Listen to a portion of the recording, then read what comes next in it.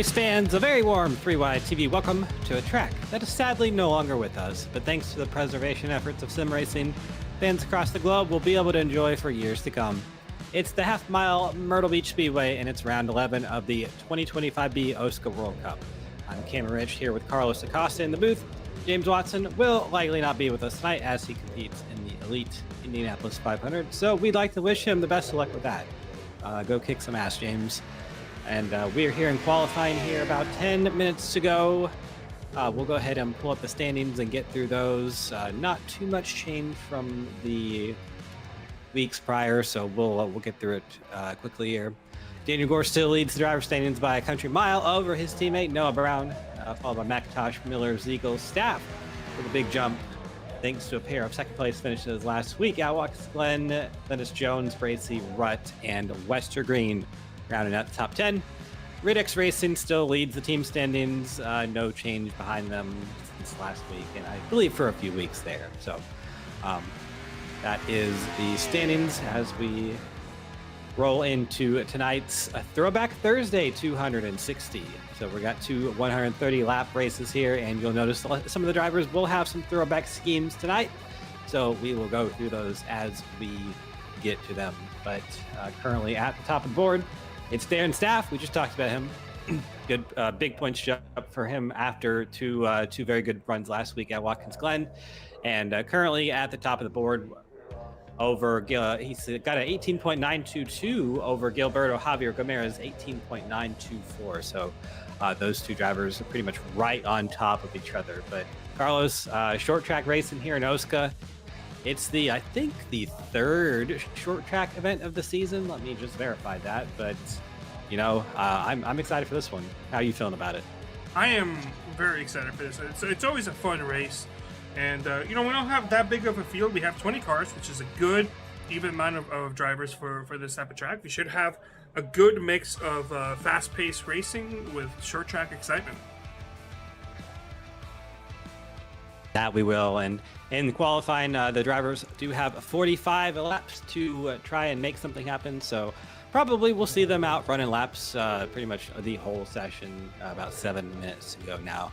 But yeah, those times at the top of the board looking pretty close currently. And I think it's going to be a pretty close race. Of course, didn't show it on the broadcast, but during the lights race, I believe Ty Alkus won that one. He is in tonight's race as the OSCA invite in the number 89. He is currently P9 on the board, but I have heard he's a pretty good short track driver, so look for that 89 to be stout here tonight. But definitely wanted to just kind of highlight real quick. We already had it up on the board, but here is actually, we'll talk about him. Dave Carpenter was 16th on the board. He's now into the back, he's in the wall. Unfortunately, this track is now a housing development, so has been since about 2023, I believe. They closed the track in 22, and then they bulldozed it, and now it is actually turn one is called Talladega Boulevard. So it's always kind of a shame to see racetracks die, but good to see that we can still race here in the sim. And Myrtle Beach, one of the tracks, I guess a couple fun facts here before we get going. It's one of the tracks that Dale Jr. used to race at in his early racing career. So kind of a little piece of NASCAR history and lore right there. Looking on the track to see if we have anybody going for laps. Gilberto looks like he is. Daniel Gore looks like he just finished one, but did not improve. Ty McIntosh coming out on the track right now, so could be a matter of the track warming up just a little bit. We'll have to wait and see, but see on our camera right there, there's the concession stand. It looked closed, which it is permanently closed right now, so unfortunate of that. But I think with about 5 minutes left in the session, we probably would have to say that our grid is more than likely set for at least 70% of it. But just waiting here for some of the drivers to finish up their last few laps, and currently everything looks pretty good. I was talking to a couple of the drivers before the race, and there was some I guess concerns, not really too bad, but there were some concerns regarding the tire wear, how that was going to go tonight. With just the fact that some of the drivers were getting loose off the corners, the rear tires potentially getting lit up and wearing out a little bit, which would make the car pretty wicked to drive. But I think really we kind of came to the conclusion that that would only be a problem if we got a longer run, which I want to say the fuel number is 100 and, well, let's see. I wrote it down here. I think it's like 70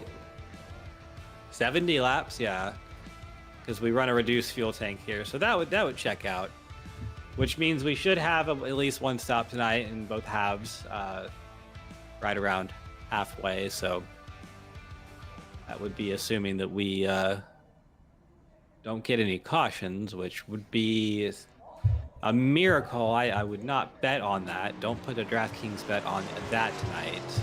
Probably not going to hit on that, but here's Daniel Gore on the screen. He's currently P3, an 18.943, trying to better that by just a little bit.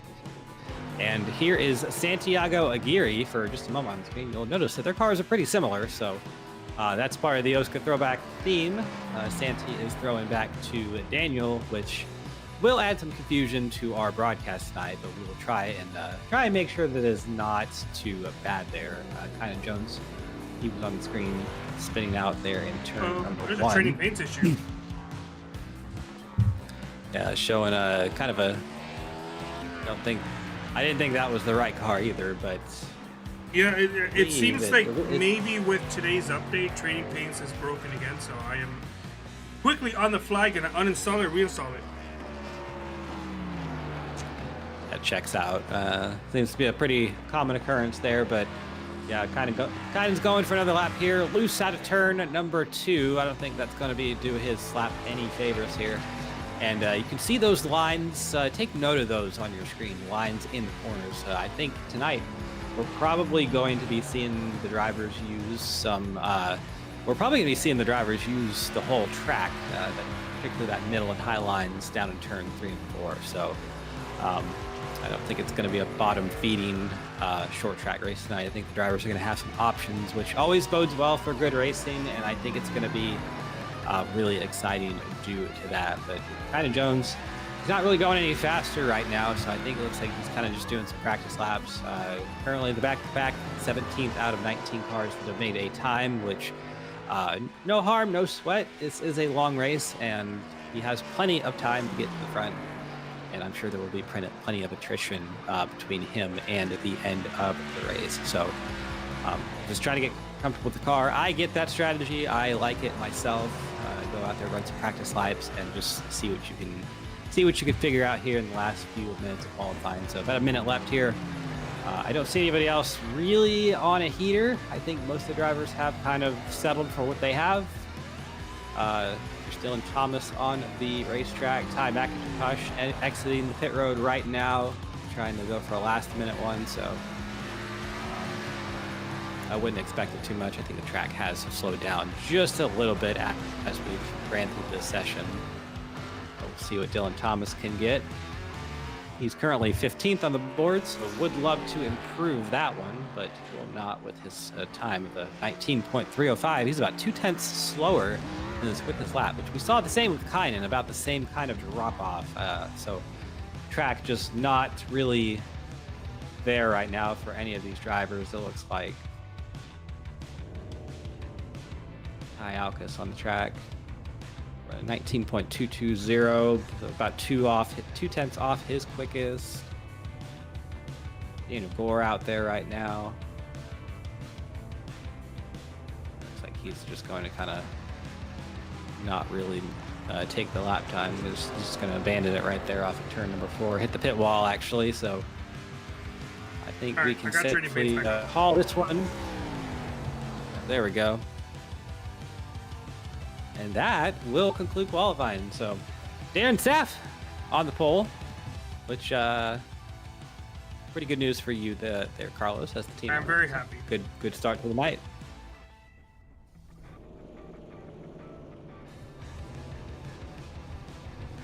All All right, we'll get your grid rolling here shortly. Getting some last-minute words from race control. There's Darren Staff on the pole with an 18.922. Gilberto Javier Gamera, 1/1000 slower at an 18.923. He starts second. Third is Daniel Gore, the points leader. He starts there in third, and then next to him is Ty McIntosh in the 18.958. James Miller, he rolls off in position number 5 next to David Westergreen in 6th place there. In 7th is the 6th, Zach Evans, and then next to him, Anthony Bello, one of the OSCA invites for tonight. He rolls off at number 8. Ty Alkus, another one of the invites, he rolls off at 9th, and 10th place is Eric Ziegel. I expect this row to be fast as the race goes on. Noah Brown there in position number 11, next to Neil Rutt in 12th. Take note of the cars that you see on your screen. Most of these are, or some of these are going to be Throwbacks. Adam Peeler 13th, Dallas Myhand in 14th, Dylan Thomas in 15th, Dave Carpenter 16th, 17th is going to be Kynan Jones, and he's going to roll off next to Santiago Aguirre in 18th. 19th is going to be Aaron Evans, who was the last driver to actually take a time. Jordan Harbaugh, I don't actually believe is going to be starting the race, so 19 cars here tonight. Shorter field than we typically see here in OSCA, but nonetheless, we will see a great race, and I don't think it's going to prevent the cautions from flying either. So we'll have 2 pace laps here once we get rolling. Good start there for Gilly. He's had a pretty good year. Got his first win at the Duel at Daytona and has had a up and down, had bad luck and good luck, but starting the race here in position number 2, which is, just about as good as you can be. And I wouldn't say that starting on the outside at Myrtle Beach is necessarily a bad thing. As I kind of brought up there in qualifying, I think we're going to see drivers migrate out and use all of the racetrack tonight because there is grip on the middle and high lanes on both ends. So it's not going to be a bottom themed track, not going to need to move anyone out of the way to make any moves. There is options here at this facility. So definitely a driver's racetrack, and I think we will see a very good race out of it. But the pace truck lights are off, so we will be getting rolling here in just a moment. Field is in the hands of that 45 of Darren Staff. He is the control car as we come out of turn number 4. It's going to be a quick start as we roll here past this pit wall. See the line right there, and green flag is out. We are green here at Myrtle Beach. Good start for, well, actually not a good start for David Westergreen. He is all sorts of sideways, keeps it straight though. We were almost 3 wide there through turns 1 and 2, but the battle for the lead, Darren Staff and Gilberto Javier Gamera going at it into turn number 3. Here's Daniel Gore to try to insert himself into it. He is in that 3rd position, looking very strong early on, but the battle behind them, Ty McIntosh and James Miller, they're going at it through turns 1 and 2. Darren Staff, he's got a little bit of a gap on those 2 battling behind him. Gamera and Gore going at it right now. Gore's going to get the advantage here through 3 and 4, wrong end of the racetrack.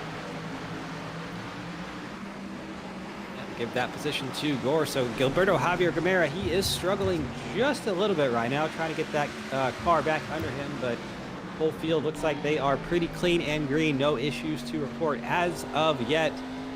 First battle on the racetrack looks to be about Zach Evans and Noah Brown going at it for that 7th position right now. We are on board with Ty McIntosh, that beautiful WCU machine. He is behind his teammate there in the number 99, Gilberto Javier Gamera. So these 2 Southern Speedco cars, I almost said the old name, Southern Speedco cars running very well there. Dave Westergreen there in the 10th position. Running pretty well as well. And I mean, he's been running pretty well this whole season, just has had a lot of the finishes and the luck to show for it as he gets a shot from behind from the 51 of Bello. Bello's also an OSCA invite, I believe. Yeah, I think this is his first race. Yeah, he sure is. He sure is. Everybody keeping it pretty straight right now. We're on board with Bello here. He's going to try to make the move around the outside of the number 9 of David Westergreen. Maybe the first instance of those tire lanes on the racetrack working. See if he can make the move stick. Not quite just yet, but I think as these tires wear, I think we will see the cars move up there a little bit. Everybody minding their P's and Q's right now. It looks like we are mostly single file until about the 11th, 12th position right now. So good to see these drivers kind of making laps. It is a pretty long-ish race. We're on lap 8 of 130, so no reason to really force the issue as of yet. And we do have that bad word of pit stops to worry about later on in the race. So back on board with Ty McIntosh here. We see him in his natural element, doing what he does best and trying to keep those rear tires and those front tires all on the carved out. You don't want to wear them too much. I think this is where short track experience, like late models and such, comes into play. You learn how to really keep those tires under it. So you got to go about 70 laps where you can pit and feasibly make that one-stop strategy work here. So got to find a way to keep the tires on it. We're on board here with Darren Staff looking behind him at that number 69 of Gore. Gore looking, looks like he was having some pressure from behind from the 09 of Miller, but Miller going to back off there.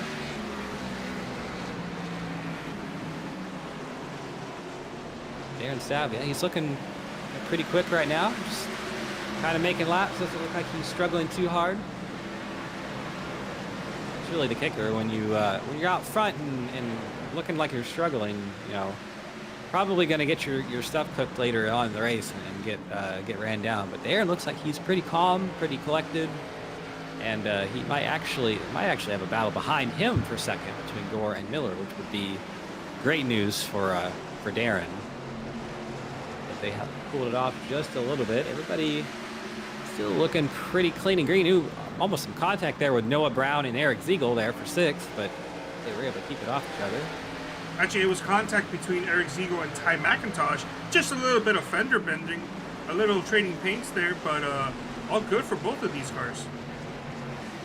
A little bit of trading paints, yeah. Two purple and, well, I guess Ziegel's car is more of a pinkish, but the two purple/pink cars in the field there. I guess Ty Alcas has a pink car there.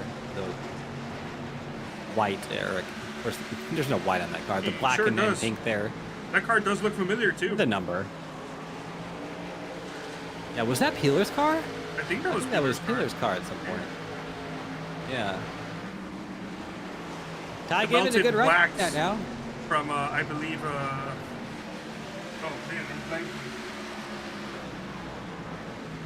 Sugar Moon Creations. Yeah, I'm grabbing my box right here. Yeah, Sugar Moon Creations. Oh man, rest in peace. I still have the waxes. I still use them every once in a while. Yeah, I'm a little bit sad I never got to get any of that, but either way, Ty is giving that car a good run. Currently in P4, he is let's see the lap times right now. 19.601 last time to a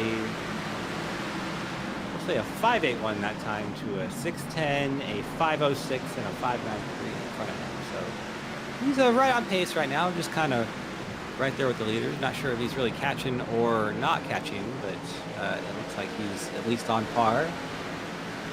That as we get further on in the run, but Dave Miller has fallen off the back of the number 69 of Daniel Gore by just a little bit, about 0.2 of a second. But that battle has cooled off just a little bit. Looks like for the moment, most battles on the track have cooled off just a little bit. The best one we have is the 03 of Thomas going at the 66 of Neil Rutt there. That's for the 13th spot. Neil Rutt's going to get it around the outside. So definitely see some of these cars using a little bit of different lines. Not quite everybody off the bottom just yet. We're on board here with Neil, seeing what he's running. Right down there on the bottom in 1 and 2. Right up to the outside wall on the backstretch, and then we'll see what he's doing in 3 and 4. Down to the inside. So yeah, it looks like most people are running the inside right now. Not really seeing too much of the field move to the outside just yet.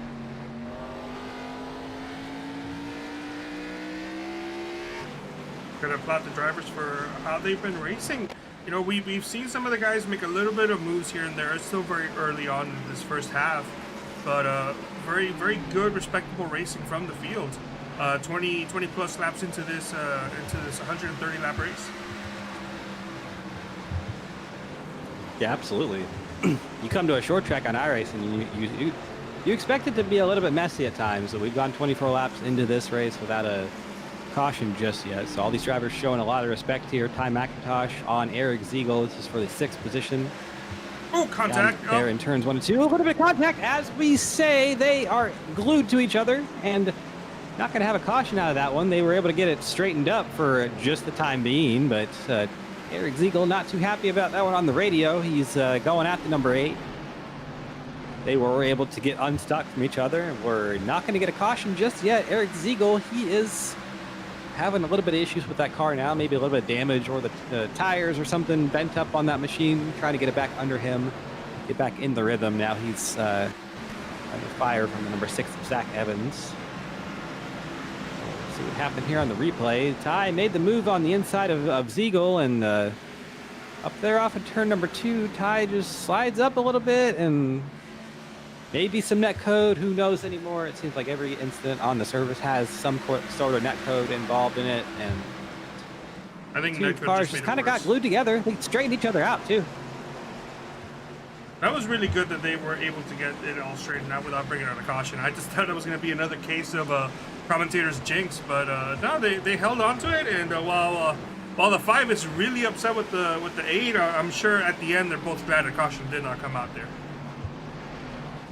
Yeah, and everybody behind him too, because that would have been a pretty big wad of cars that all kind of are wrecking with each other. So I think we got the best of both worlds there. But on board here with Zach Evans, he saw the best view of it probably. He was right behind it all. Didn't really get anything out of it. Didn't pass either one of those cars, but he is running in the 8th position. And right around where he started, he's lost 1 spot from his starting position of 7th, but having a good run here. Zach, one of the drivers that seems to, bad luck will find him. If he's having the best day of his life, bad luck will somehow find him at certain points in the OSCA season, but good to see he's kept it clean here, not had any ICBMs hit him or anything of the like, so putting a good run on it. Here's Santiago Aguirre. He's going for the position on the 85, Kynan Jones. And neither of these drivers have really made any progress from their starting positions. Kynan Jones up 1 spot, Santiago up 1 spot. And they've both only been able to pass the number 71 of Dave Carpenter behind them, but not really making any appreciable progress through the field. And I think, I would probably say I'm surprised by both of those, because Santi and kind of both drivers that we would expect to be a little bit further up, but just not been able to do it just yet. We still have a lot of time left in the race, though. About only 99 laps to go, so still a lot of time for something to happen here. Dallas Myhand on the number 9 of David Westergreen. Westergreen's been struggling since the start of the race. He's lost 6 spots, and he's looking to lose a couple more here from this battle if he gets passed by the 78 of Dallas Myhand, but keeps that position for now. Dallas Myhand looking racy behind him. He's been running right in the 14th spot all race, but his teammate Darren Staff up here has pretty much led this from the start. I don't believe anyone has passed him just yet, so there you go, 33 laps on the screen. It's been all Darren Staff. He's actually been able to get a little bit of a gap behind him to the 69 of Daniel Gore, and behind Gore, a further 1 second gap back to Miller. So whatever Darren is doing out here tonight, he is doing it well and doing it right. He is beating some heavy hitters, and he is doing a fantastic job out here tonight. There's Ty Alkas, Noah Brown, and Ty McIntosh. So, yeah, I mean, we spread out here just a little bit, probably about halfway through the run now, plus or minus about 10 laps. So these drivers not quite thinking about pit stops yet, but it is at the back of their minds. At number 6, Zach Evans, still not able to do anything with Eric Ziegel. Ziegel looks like he's been able to regain his composure from that little incident with Ty McIntosh. So everybody now not too bad off of that one. Man. Ooh, the 51 of Bello sideways. As back-to-back laps, the 51 has been wheeling it in the exit of 3 and 4. Yeah, I didn't think there was any contact there, but that number 51 definitely. Rear tires are a little bit angry on that machine. I think even right there, it's just not. He doesn't have the stability on the exit here. He's kind of cranking it right, which you typically don't want to be turning right in a left-hand corner. He has driven. This is not his first race, and the reason I know this is by looking at their rearview mirror. I remember seeing Mr. Bean. Okay, yeah, that's a cool little helmet right there. Well, he's wearing a suit and tie, so I don't know if that's Mr. Bean. What was that? A spy movie he did? Rowan Atkinson did? Oh, that's not a good question to ask me. I'm bad with movies. Ooh, yeah. It might be that, actually. As that battle with Dylan Thomas concludes pretty quickly there. Dylan Thomas gets around actually, he's stays in front of the 51. So 51, ooh, all sorts sideways still. Dave Westgreen, another car, he's been struggling as well. So both of those drivers probably hoping to hear for a caution so they can get some tires on their cars and get back rolling. Ryan Jones he's struggling now under threat from the 71 of Dave Carpenter, and that would put him back to 17th. But we don't think of him as a bespoke short track racer, but he is pretty good at the short tracks. Just really not on pace there tonight, not having a great run. Maybe not comfortable with the track or the setup or something, but definitely just not his night tonight.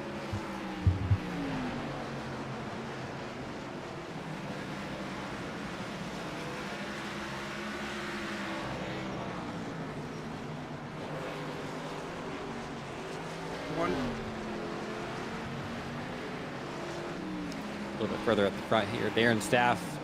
The lead has stabilized about 0.4 to 0.5 of a second. So Daniel Gore has not been able to do anything with that number 45 as of yet. And we know Daniel Gore, we talked to him last week after his dominant run at Watkins Glen. He was able to sweep both halves there, but he was talking about how he actually was at this race, the final event they ran here in the late models, and considers it a bit of a home track to him as he lived not too far from where the facility once stood. So Daniel Gore, a little bit of extra motivation, as if he needed it, really, with as many wins as he had this season, and 160 points on the next driver. But definitely, yeah, he putting it out there tonight. Darren Saff, though, just having that little bit extra at the moment where he can hold that 69 off, and just really, if you look at the lap times, Darren is by just a little bit quicker every lap. We're talking hundreds of seconds quicker, but it is a difference maker when you have lap after lap of green flag racing on the screen there. You see 2.5 seconds back to James Miller. It's falling off just a little bit, and really it's we're starting to spread out here just a little bit. Kind of a I'd say this is a standard short track race. You see this typically with the longer ones where there's pit stops involved. The drivers will spread out, and you'll have a lot of comers and goers. But by this point in the run, the comers have came and the goers have gone. So either way, probably thinking about pit stops here in about 20 laps or so. Yeah, well, I hear you laughing there, Carlos. Sorry, it's all right. I saw a funny joke. No.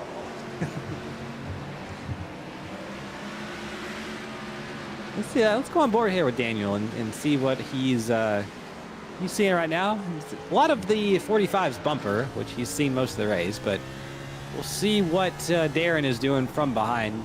See if we can see anything differently than what Daniel's doing. Daniel a little bit loose there on entry of the corner. He is sawing the wheel, and I think you can see there right off the corner, just the difference is probably there. Daniel just a little bit loose there in turn number 1. Very quick into 3, but Darren, I think he's being a little bit smoother right now, just getting the runs off and really being faster around the track on aggregate, which is kind of that whole thing where we're slow in, fast off. That's where you kind of get into that whole thing. So Darren doing a good job right now. You know, something we've seen him struggle with over the years. Just having seen him grow and develop as a driver, he didn't used to be the best at being smooth and consistent. He used to be kind of his Achilles heel a little bit, but definitely right now at this kind of a track where getting into a rhythm is everything, he's doing a great job. No pit stops yet. Nobody elected to come down pit road. I think we're not going to see that because the fuel run's about 70, so you can't really short pit too incredibly much here without messing your race up, but he's probably starting to think about it. Lap 55 in the books.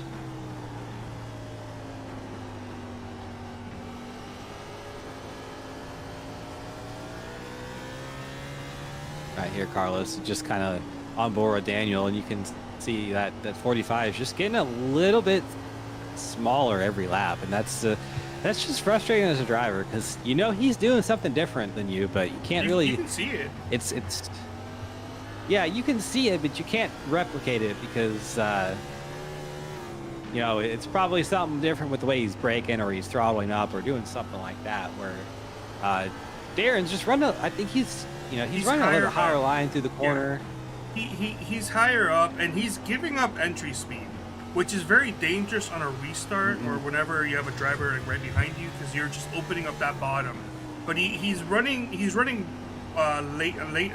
corner entries so you can get that apex better. He's able to rotate the car and get it to the bottom and have a bit of an easier time, like less times turning on that wheel when he's throttling up and exiting the corner, and that's why he's over time slowly able to pull off. So right now, Staff's biggest weakness on this race would be a restart, like especially a late restart. If he's got a driver, an aggressive driver, especially like Daniel Gore, who is driving it in there deeper. Except I don't know if he's listening to us now because he's adjusted his line. But he was running pretty much towards that bottom that whole time, trying to be more of a less distance equals faster lap time type of driver. But you know, these last couple laps, he's adjusted it. He's moved up a little bit, and I think he's slowly catching up. Yeah, and that's one of the things we've seen with Daniel over the years, really, and that's why he's a two-time, potentially three-time OSCA champion. Is he is very adaptable. He will look at what's going on in front of him, and he will make adjustments. We have some action on pit road. James Miller, he has decided that now is the time he wants to come down pit road and get that service out of the way. So the 09, they're making his probably one and only stop of the race if we keep going as is with the green flag situation, but we'll have to see how that works. He typically likes to do the short pitting or the alternate strategies, and Dave Westergreen joins him. There's the 78 of Dallas Myhan. Someone was behind him as well. Yep, 48 of Aaron Evans. So yeah, we have activity here on pit road. Definitely the early goers are Gore on pit road. So I think we're going to see the whole field come down just now. Staff not yet. Probably going to be this lap if I had to make a guess, because he's not going to want to lose too much time to that 69 of Gore. There he goes. And there he goes. Yep. You can see most of the field. Right before we had pit stops, we had a change for position number 4. Now second on the racetrack. Noah Brown got around Ty Alkis. So Noah, that 65 was able to make the move before pit stops happened. Noah Brown actually leading the race now over Ty Alkis by about 0.7 of a second. You can see there the 8 of Ty McIntosh on the screen. So got some alternate strategies here. There's the 88 of Aguirre on pit road. 45 of Staff looking to see if we have any pit road penalties. Not at the moment. Everyone's good so far. Tyler Hawkins and Eric Ziegel down pit road. Yep. So definitely we are in the full swing of the strategy now, and we'll see who does it best, who has the best entry and exit speed, pit road or pit stop speeds. All that matters here under green. There's 2 seconds on pit road is 2 seconds on the racetrack, which is quite a large amount of time. So pit stops under green almost even more important than they are under caution. You see the battle behind James Miller there between Daniel Gore and Darren Staff. That is effective second on the racetrack. They are both behind the 09 of James Miller. James Miller was able to jump both of those drivers due to his pit strategy, but you would have to think that both of those are going to, both Darren and Daniel are going to be, 3 wide in front of them. That's not going to be good. That's not what you want to see as a lead lap driver. Got to figure out where to go. Darren chooses the outside. Daniel chooses the inside for now, but I don't think that's going to work. Darren's going to get the run off of the corner. I think Dave Carpenter gives him just a little bit of a break there, and then it's going to make Daniel go around the outside as well. So you'd have to think that Darren and Daniel are going to be a little bit quicker on the back end of the run over James Miller with that pit strategy, but it is all up in the air at the moment. We still have a lot of racing left here to go. And certainly for James, he has the oldest tires of the bunch. We have seen at points James can baby those tires and make them absolutely last as long as he would ever need to. So if he can do that here tonight, it may spell some good news for that 09, but he is going to have to be perfect with the tire saving strategy. There's the 03 of Dylan Thomas on pit road. No pit road penalties for the field to speak of, unless Dylan were to get one, but I think he should be good if he can keep his exit clean. Well, that battle between Darren Staff and Daniel Gore, that was raging up just a few laps ago, but it has cooled off, and now Darren Staff is looking for that lead. I say lead, effective lead on the 09 of James Miller, because currently the leader is Noah Brown. He has not pitted yet, along with Ty McIntosh, Neil Rutt, Bello, Gomera, Dave Carpenter, Peeler, and Jones. All of those drivers have yet to come down pit road. Probably going to try to extend the tank as far as they can before they come down pit road and get the service done on the race car. Noah Brown getting a little bit physical with the 78 of Dallas Myhan. Dallas Myhan a lap down, but getting his lap back due to the strategy. I believe Noah saying he's going to come down this time. And there it is. Peeler on pit road as well. So we will likely be seeing most, if the rest of the field all come down pit road. And that will give the lead to James Miller, which currently, contact with the 45, contact again. These two drivers are not giving each other that much room, but they should not. It's a good race behind. They're both behind the 8 of Ty McIntosh. Ty kind of in the way there. They're gonna have to split him 3 wide into turn number 1. That is not optimal for anyone, but they do it, and do it without causing any more problems there. But yeah, definitely going at it for the lead here. I say lead again. It's not the lead. Ty McIntosh was actually the leader, but these two drivers with the fresher tires are much quicker. And once that number 8 hits, and once he brings the rest of the field down, this will be your effective lead. They're going at it once again. Tight racing here. But respectful, these two drivers are giving each other plenty of room. I say that, but into the quarter panel goes the 09. I'm not sure Darren Staff's going to like that one too much, because that one sent the 45 all sorts of cattywampus out of the corner, but was able to keep it straight.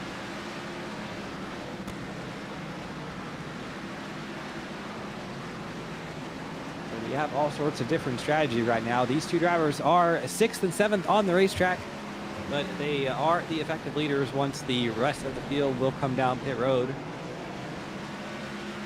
Interesting to note, Kynan Jones went down pit road, 8.2 second pit stop.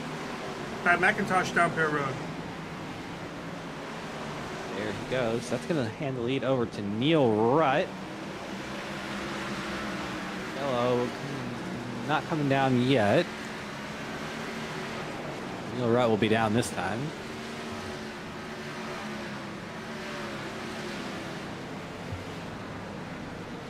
Probably of the fuel tank here, about 80 some laps, I would have to assume. In the last of the runners. It seems like maybe pit road. Our Ento was off by 10 plus laps. Darren Staff was able to get around James Miller and has put about a half-second gap on Miller. already, so 45 kind of just doing what he did at first run. I'd say being the Pied Piper here tonight. He's showing the way, has been the fastest car since the drop of the green flag, and right now he is doing it once again. So at number 8 of Ty McIntosh coming out right in front of Darren. I think Ty is probably going to be a little bit quicker here once he gets those tires up to temperature and should theoretically drive away from the 45, but doesn't always work like that. And if it does not work like that, then we'll have a interesting situation here on our hands to watch. But I think that number 8 is starting to drive away, so Leader pit road. we will see. And there is the last of the leaders, or the last of the late goers to come down pit road. Dave Carpenter. That's going to hand the lead to the 45 of Narrow Staff officially. About 10 laps after he had it unofficially. Huge shout out to all the drivers. No speeding penalties entering pit road. No speed penalties and no cautions. 84 laps into this race, so the drivers are minding their P's and Q's tonight, and we are seeing I'd say a pretty good strategy race here at Myrtle Beach. Good to see these drivers using different strategies. Second place, the 09 of Miller and the 69 of Gore were going at it, but I think Miller has stabilized that gap by just a little bit.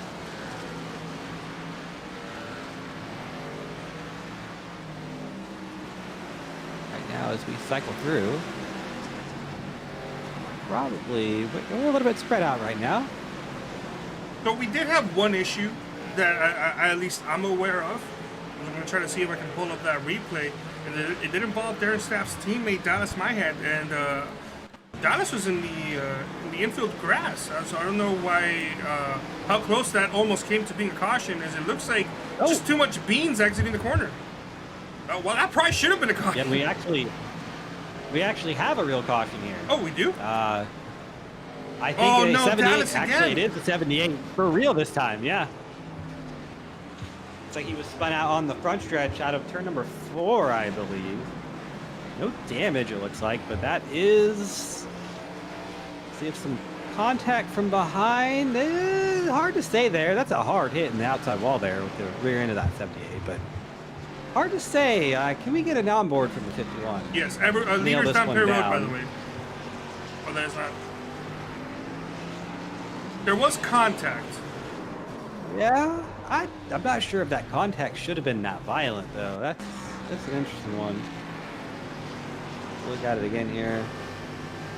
A little bit of contact, and that that could have just been enough to get that 78 loose. Yeah, that looked like a normal short track contact there, but either way, not good for the 78.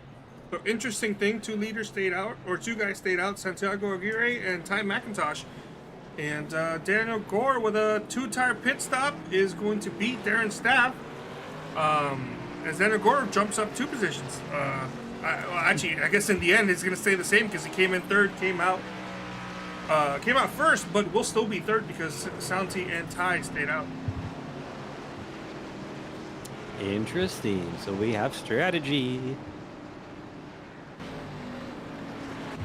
So that's going to be, yep, our first 2 on no tires. We have the 69 on 2, and then everyone behind them on 4.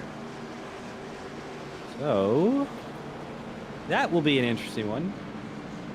Santi and Ty, the 90-lap old tires at Myrtle Beach. They're gonna be leisurely in 1 and 2, I would have to think, just compared to the new tires behind them, but because it's lap 90. But the tires are 90 laps old. Well, they've been on the race car since the start of the race. No, they went down pit road on lap 63 and lap 79, respectively. Oh, okay. Well. So Ty's is about Ty's is about 10 lap old tires, but Santi's is more. It's like 20 plus. I had a brain fart there, so ignore everything I said in the last minute. I haven't said anything. Field in the hands of the number 88 of Santiago Aguirre. He is on the old tires. Good restart for him. He shoots out of a cannon there into turn number 1. And we have behind him a 3-wide battle for a couple race cars having to run out of room. They're trying to hit each other, go argy-bargy 4-wide there for a moment. And I think, ooh, almost a contact. There is some contact. The 5 of Eric Ziegel, he's going spinning sideways, nose into the wall. And I think there was some contact there with the 69 of Gore. Somehow, some way, I saw the car around the vicinity. We'll check the replay, and they were 3 wide. Just yeah. Yeah, Gore had the 09 of Miller below him, and there just wasn't a lot of room there. The 69 slid up just a little bit, but there's just not a whole lot you can do there in that kind of a situation. It looks like he slid up maybe to not run into the back of the 60, of the 89, and by doing so slammed into the door of the 5. Let's also take a look at that restart, because Daniel Gore did not benefit from that. Neither did James Brown, but Darren Staff got really lucky with his. Here's the initial restart. Yeah, Ty did not go on that outside line. The 88 got a huge jump here. And Daniel, or excuse me, Darren. I don't know what happened to Danny G. It seems like for all intents and purposes, he may have just been asleep behind the wheel.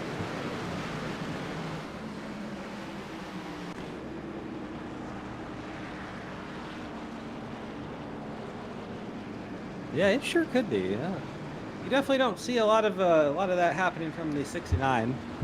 That's probably like his 3rd or 4th EOL of the entire year, maybe even less. But yeah, he did. Looks like he's all the way down in the back 69.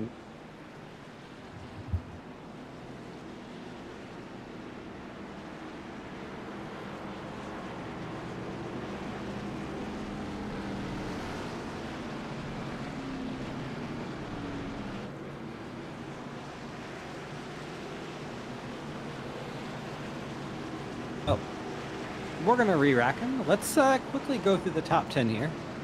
Aguirre, McIntosh, Staff, Alcus, Miller, Brown, Evans, Westergreen, Thomas, and Rudd. Santiago Aguirre in the 88, he's going to control the restart once again. No change on the front row. It's Aguirre and McIntosh.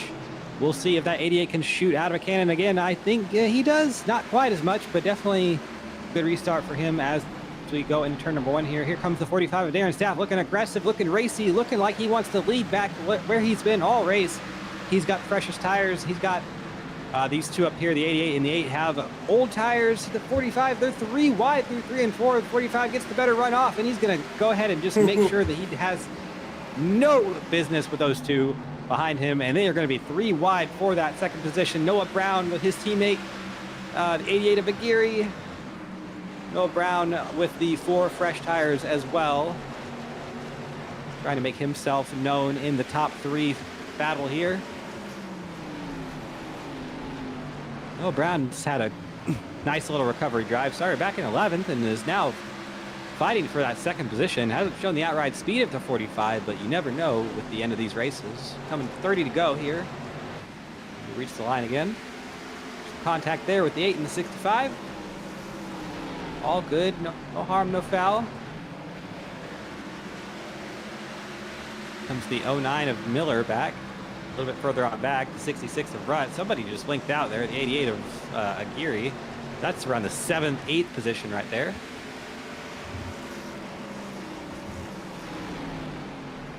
A lot of battling there with the number 5 of Ziegel. That he's had a bit of a messy race tonight. He's been involved in a couple incidents and probably hasn't been what he expected, but still has some time to make something of it. And he's not that bad. He's back in the 9th position. Just has 8 really fast cars in front of him to pass if he wants to be in the discussion for the win, which would be really hard to do. But a little bit further up here at the front, here's the 09 of Miller. And for the podium position on Ty McIntosh. Ty McIntosh doing a good job with those older tires. He's, I think you said, Carlos, they were about 10 laps older than the rest of the field once they went down pit road. Yeah, so I can see why he's doing a fantastic job holding on to that top 5 position. It's going to be a struggle, and I expect him to drop a couple more, but still maybe hold on to the top 10 with 27 laps to go. But Santi had worse tires. He had 20 plus lap old tires compared to the field, and you saw right there on that restart, he's just struggled and is struggling, and he's currently 9th, but I can see him dropping down and maybe holding on to that bottom top 15 position. Yeah, and either way, I think it's a net gain for the 88, just getting some time at the front, because he didn't qualify well. It hasn't particularly ran super well. I think it was about P15, P14 when the caution came out. So, he's dropping, but it's still ahead of where he was before that caution came out. So maybe if they can get another quick caution here with 20 laps to go, he can make something of it. But just one of those races where sometimes it's not your night. He's actually going to get some contact from behind from the 51 into the wall. Not quite.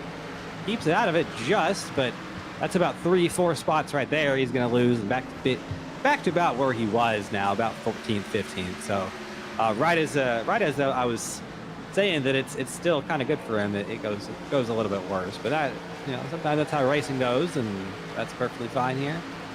23 laps to go here at Myrtle Beach, and for the most part, more or less, it's been a pretty clean one. One caution on the half so far, which is definitely not something we expected, but it's been all Darren's staff. He's been the dominant car, 1.1 plus second lead on the 65 of Noah Brown.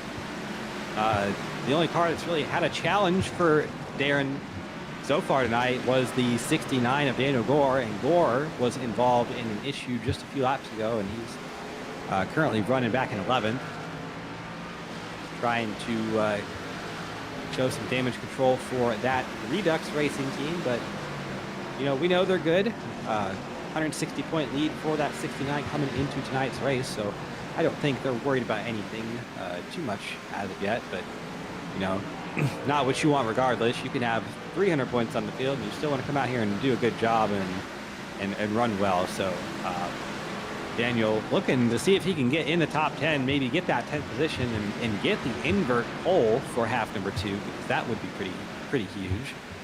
Starting on the pole, currently just outside of it in the 11th position. So he's going to want to fight Anthony Bell. Currently that 61 right there in the middle of the screen. He's going to fight that driver pretty hard for that position, I would have to assume, here in the next 20 laps. That might be the hot seat. Keep an eye on it, but Aaron Staff's lead up to about 1.8 seconds and growing by about a tenth or 2/10 a lap. So Carlos, whatever you do to that 45 car at the shop, they got it hooked up tonight. Let's just call it the birthday special. Absolutely, yep.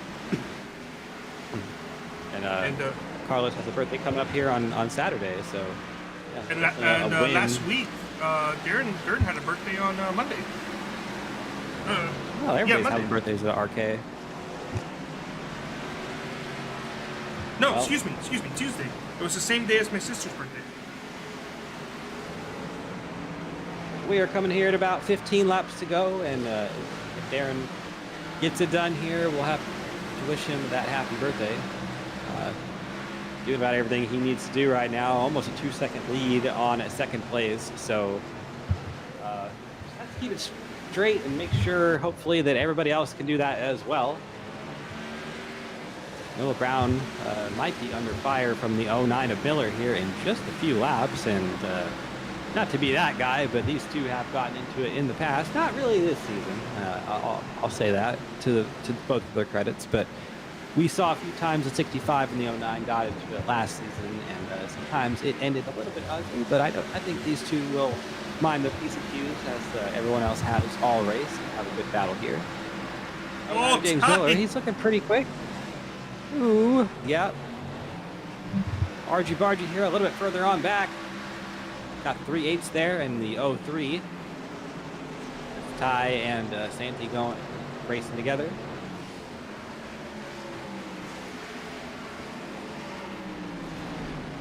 Santi. How did I actually didn't see. How did Santi lose 2 laps there? Santi, I would assume he's gone down Pier Road. He sure did. He went down Pier Road on lap 111. Yeah, must have Fortunately, been those the tires fuel were then. too much. No, he probably Or had fuel. Maybe His tires weren't too bad. Yeah. That's unfortunate. So currently in position number 19 and not even in the running for a lucky dog at this point. But either way, further up here at the front for this second place battle is pretty good. Noah Brown, James Miller, and Ty Alkus all going at it. Put a blanket over these three cars right now. 11 laps to go. They got about a country mile behind. They're about a country mile behind that 45 of Darren Staff. So, kind of whatever these three drivers do is inconsequential to his race. He's about a postcode ahead. Fastest car on the track right now, probably that number 88 of Santi, but he's going to play nicely with these drivers, being 2 laps down, and this being the position battle there. Can we? Actually, you know what, Carlos? Can we bring up Darren's camera one more time? Oh, yeah. That he is running he's running a road course wheel here at Myrtle Beach. So, Oh yeah, he has a road course wheel because that's the only steering wheel he has. He did buy a NASCAR style one, but unfortunately, I don't remember exactly what it was. But he's got like the hub that he has isn't compatible with the wheel he bought, and it's like a rare thing, so he had to return that. Ah, interesting. Well, no matter what he's got on the wheelbase there, it's working well for him. And remember, he did drive that Formula One style wheel in the dirt races. So that was a pain. Well, I'm not going to question it. He's got a pretty big lead here. 7 laps to go. If all things go well, it should be just a couple minutes here before we get the white flag. But I say that, and that could be the biggest curse of all time. We have plenty of race to go here, so I won't get ahead of myself.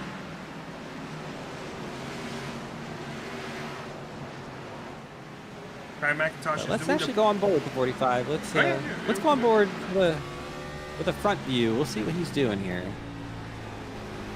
Smooth inputs, running that little bit higher line. Like he's wrapping that middle line kind of on entry, cutting it down just a little bit. Same thing on both ends of the racetrack.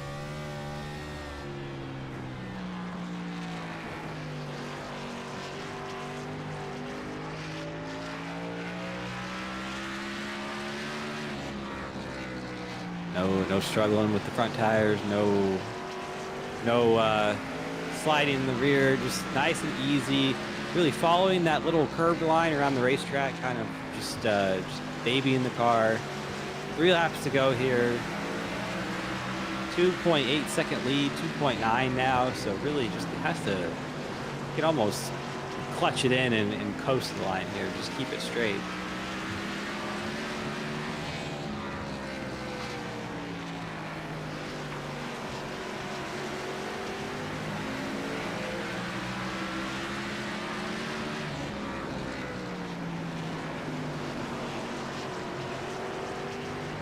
Two laps to go here at Myrtle Beach. Last lap. Last lap. So all he has to do is complete one more. I believe once he gets back around, it'll be his first of the season. He's already smiling. There he will. Through turns 3 and 4, it's been all Darren Staff. And out of turn number 4, he's going to give us a show, slideways, and winning here at Myrtle Beach. Darren Staff takes half number 1, and with a dominant performance, he leads about 3/4 of the laps at least, and sliding through 1 and 2 he goes.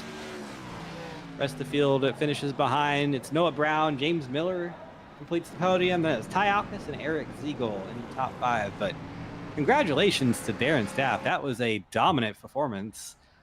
First win of the season for the driver of the 45, which is quite surprising with the way he's ran all year. But either way, does not take away anything from his performance. We'll actually let him get situated here for just a moment, and I will bring him up and ask him about it, and maybe get some trade secrets. Yeah, let's give him a second. Let's go over the race results first from this first half, and then we can bring him on up.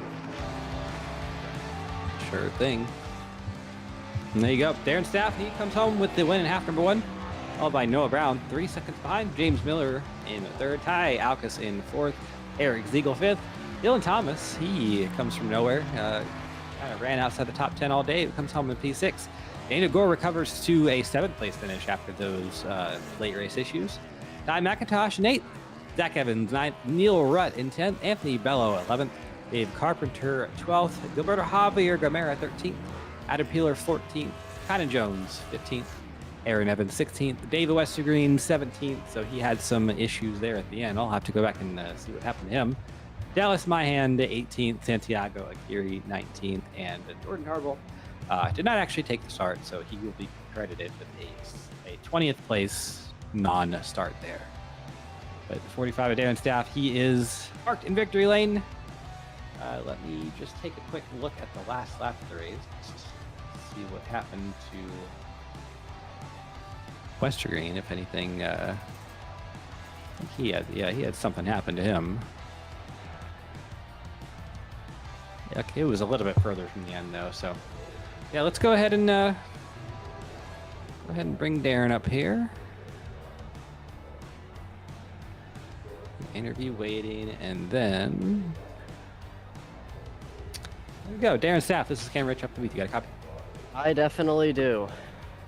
Well, man, your first win of the season, which I was surprised to see that, but either way, you came out here and you kicked butt. I mean, led most of the race. That looked like a really, that looked like a performance that probably would have come out of the 29 in the 2023 B Cup Series. So tell us about your run there tonight. Yeah, man. I don't even know where to start. I mean, I got the pole by 2,000th of a second, I think.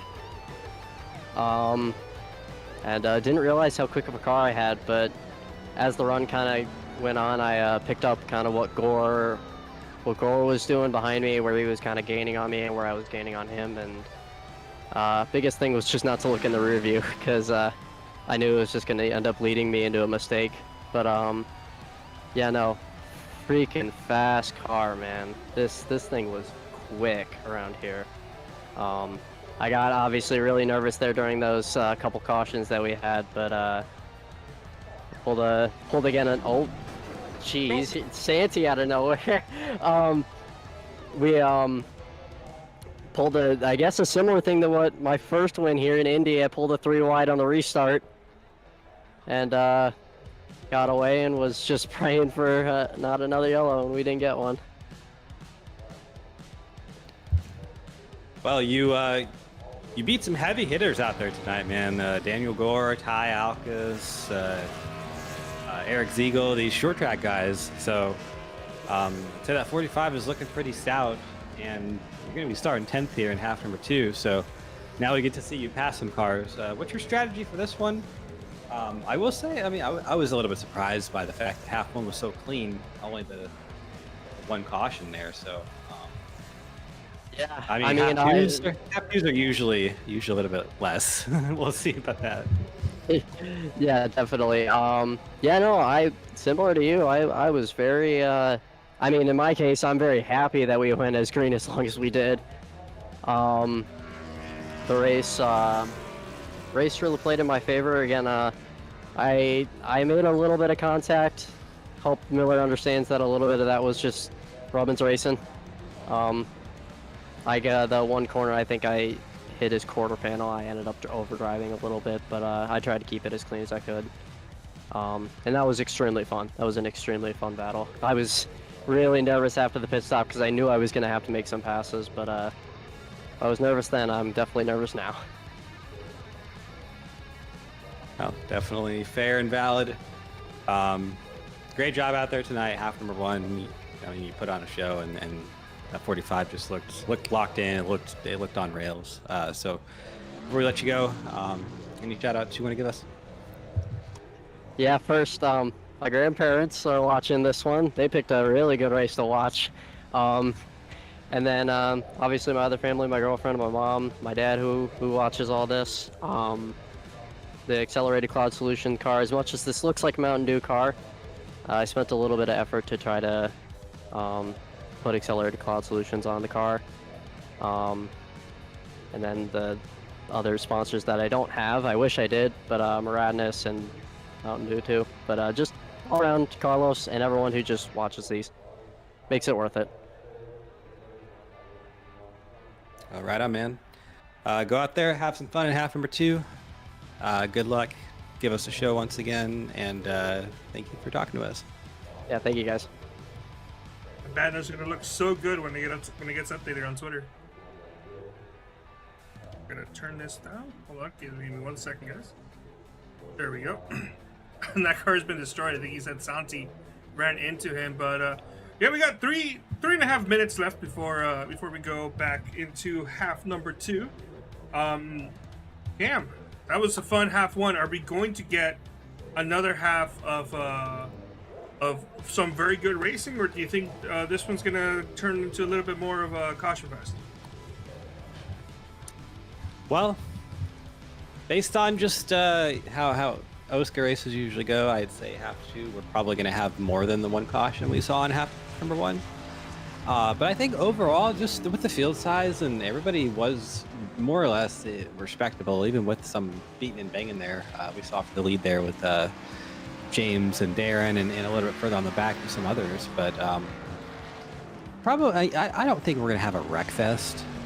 Maybe, I would, if I were to put a DraftKings parlay out on this race, I'd say like maybe 3 or 4 cautions sounds about reasonable. I could be completely wrong, but either way, I think we will see a different race in half number 2. We'll see. I have to see Darren, make some passes, and some of the drivers that really. I think he had to make like 1 pass all race, so he's got to make a couple more here in half number 2. Get through the field.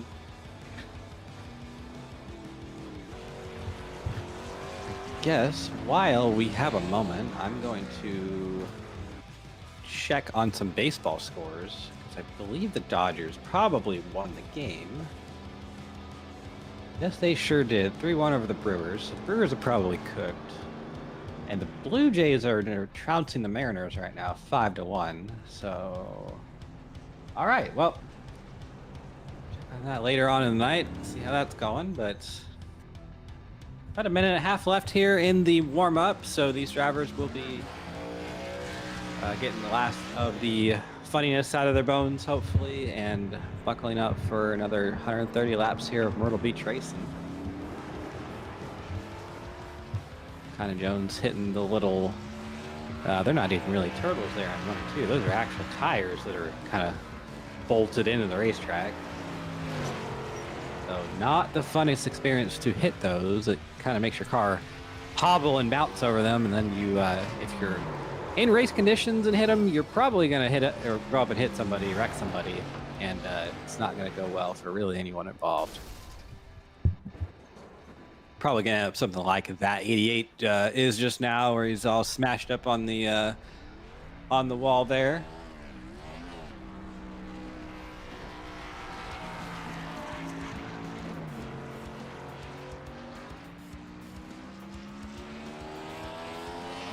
That's a fun fact before we get going right here. We do have some tie-on-tie action in the chat.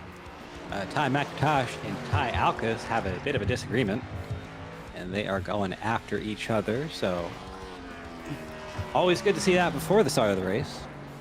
Definitely means that there won't be any tempers to flare over. Yeah, at least they can get that figured out before hopefully the second half starts, which should be now in like 10 seconds. So we will get our grid rolling as soon as that session switches over.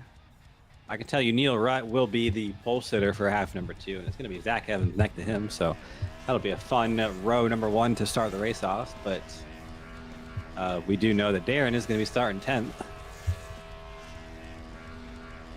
We are switching over right now.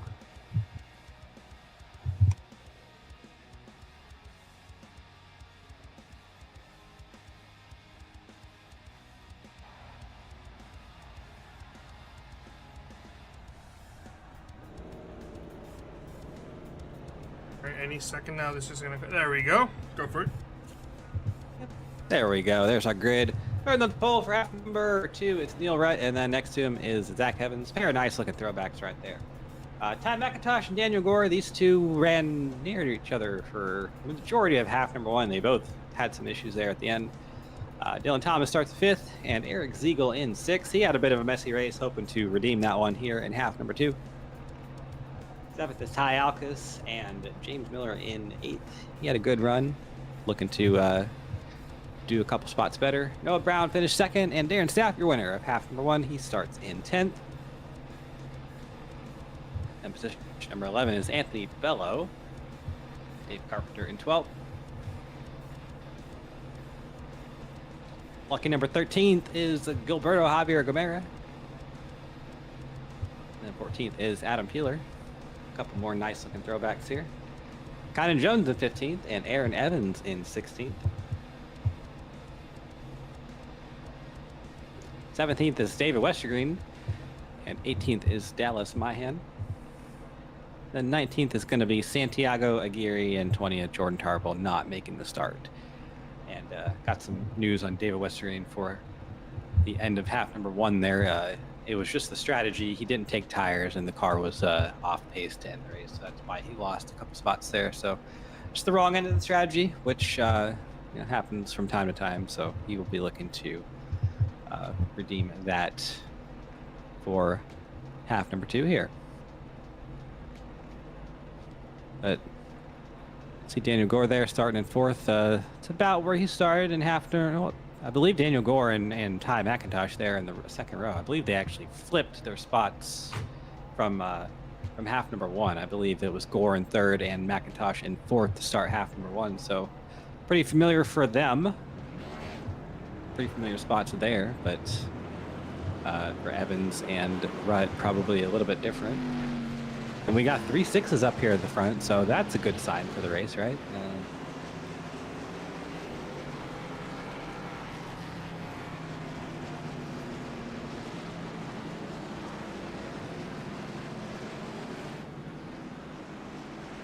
I have a feeling Neil Rudd's what's the word? The spec map is loaded in from a wrong car. That could have just been an issue with trading paints. You know? Yeah, I was thinking the same thing myself. For sure, it looks like it actually is the spec map for the normal Binks Designs cars there, but either way, yeah, it's fine. It will do. It looks a little bit goofy, but that is just fine here. We love that, OSCA. I don't think it actually makes it worse. I think it kind of fits a little bit, so that's probably good on that. Yeah, it gives it a little bit of a body line there, but either way, field's in the hands of that 66 of Neil Rutt. Green flag is out here. We are underway in half number 2 at Myrtle Beach, and a good start for the whole field into turns 1 and 2. The advantage currently Neil Rutt, but he's going to, I was going to say, get a bad run off turn 2. He did not. Wide a little bit further on back. I think everybody is clean and green so far. We're going to complete the first lap here. It's Neil Rutt, followed by Ty McIntosh and Dylan Thomas with a good start there into the 3rd spot. A little bit further on back, it's Alkus and Gore going at it for the 5th spot. A little bit further on back here, yeah, we have side by side all through the fact. Somebody was in the wall there. I think it was the 6th of Zach Evans. Just a little slight kiss. Ooh, the 89 of Alkus is sideways and around. 69 of Gore into the side of him. Dave Carpenter sliding into the wreck a little bit further on, and yep, it is not sure what happened there, if there was some contact from behind the 89, but he is the one that went sliding, and the 69 of Gore also involved. I don't think a lot of big damage for either, but we'll check the replay. I think the 89 just he slid up into the 6, and then I think he just lost it that way. And really the big damage, we'll have to see if it's on the 71 or the 89, but that car sliding in there at the end is going to be a bit of a killer for someone. Got some argy-bargy here, but you see the 89, he slides up into the 6 just a little bit, and it kicks the car sideways, and Gore just nowhere to go. Does a good job slowing the car up. I don't think he will be too worse for the wear after that one. Ty Alkus and or Carpenter might be a little bit worse off. I would be worried about those two, but we're on board here with Daniel Gore, and does a good job. You just have to slam on the brakes and stop when that happens. You can't do anything about that. And he did a good job realizing the situation at hand and getting the car wound up and stopped there. But yeah, on board here with Darren Staff. He just goes around the outside, passes everybody. I mean, that was the even better choice there, and gains a few spots from that. So he's up to the 8th spot now. By the way, to answer the Thrasher in the Back Stallion's question, yes, the theme itself, the graphic theme itself, has a default font that does come preloaded, and it usually takes a while for the main font that I use to hop on in. That's why you can see sometimes when I have to reset the graphics, the font will be different, and then it will snap back into what it should be.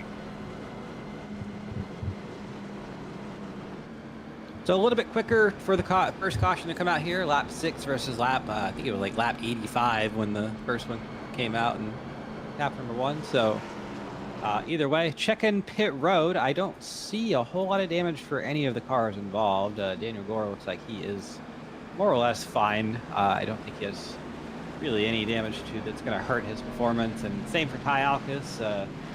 I didn't really see too much there. We'll have to see if the rear end housing or something was shifted in that attack 71. But other than that, I think everybody, for the most part, is fine. We are going to be getting the green flag here in just a moment. Pace truck is in. It's going to be Neil Wright and Ty McIntosh once again at the front row. And the green flag is out. Good start for the 66. A little bit of tire spinning for a couple cars there, but everybody keeps it straight. And the 66 of Rutt, he's going to have about a car length and a half. 2 car lengths lead through 1 and 2. Battle for second, Ty McIntosh and Dylan Thomas. Ty McIntosh with the advantage on the outside. I think he's going to clear Thomas off of turn number 4 here. And with that, he actually keeps second. That's not a change in position. Battle further on back, the 6 of Zach Evans. He's on the outside, looking a little bit. Ooh, he gets some contact with the 51 of Bello. Keeps it straight, but that was very scary to watch. 51 of Bello in that Ryan Gavel-themed machine. Just kind of rooted the 6 out of the way, and I think the 6 has got it back under control, but now he's under fire from the 45 of Darren Stout, half 1 winner. We know that car is quick tonight. He's going to bring the 09 of James Miller with him. So the 6 of Zach Evans losing a few spots after that one. Probably not too happy about the contact, but has to get his head back in the game and just figure out what to do after that and get the car back under him. A little further on back towards the front. Neil Rutt still in the lead, holding off Ty McIntosh for now.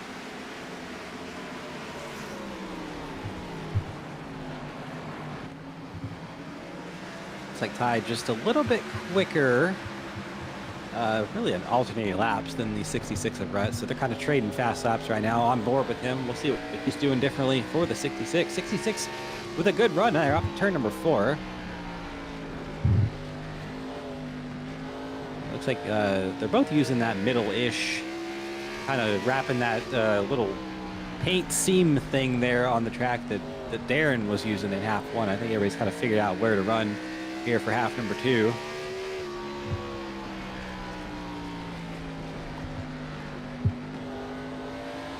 Neil Rutt doing a good job out in front here, just doing what he needs to do to hold that number 8 off. Not really.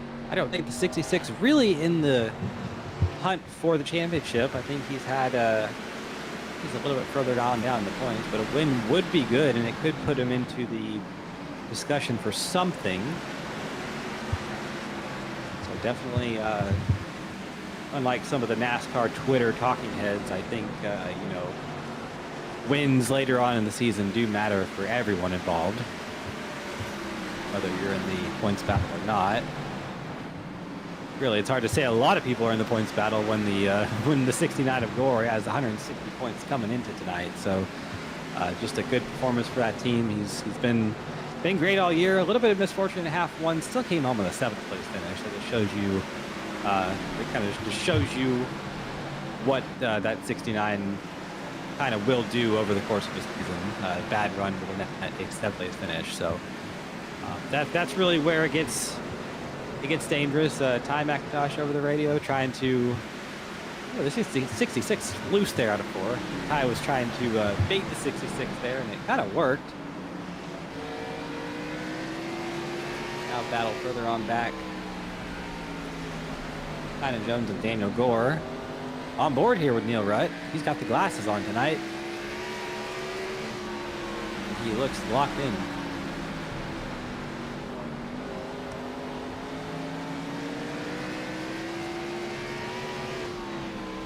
Gets a contact with the 69 of Gore and the 85 of Jones, but nothing too bad there. Looks like Neil Rutt has actually started to gap the 8 car of McIntosh by just a little bit. There is some more distance behind that I can see. So Neil figuring something out here in half number 2.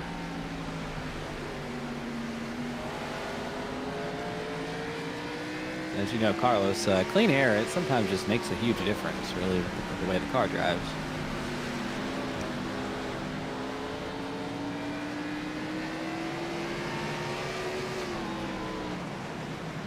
Looks like we're back to the smooth racing from everyone. Here we had a quick caution start this race, but now everybody's starting to settle in. The cars are starting to spread out. And we do have a couple side-by-side battles here for this battle for 3rd place here between Dylan Thomas and Noah Brown, but I'm really enjoying the competitiveness and the respectfulness of these drivers and how they're performing out there tonight. Yep, as you say that, Noah Brown and Dylan Thomas going at it. This one is they're close there in turns 1 and 2. The 65 of Brown slid up the track a little bit, almost got into the side of the 03.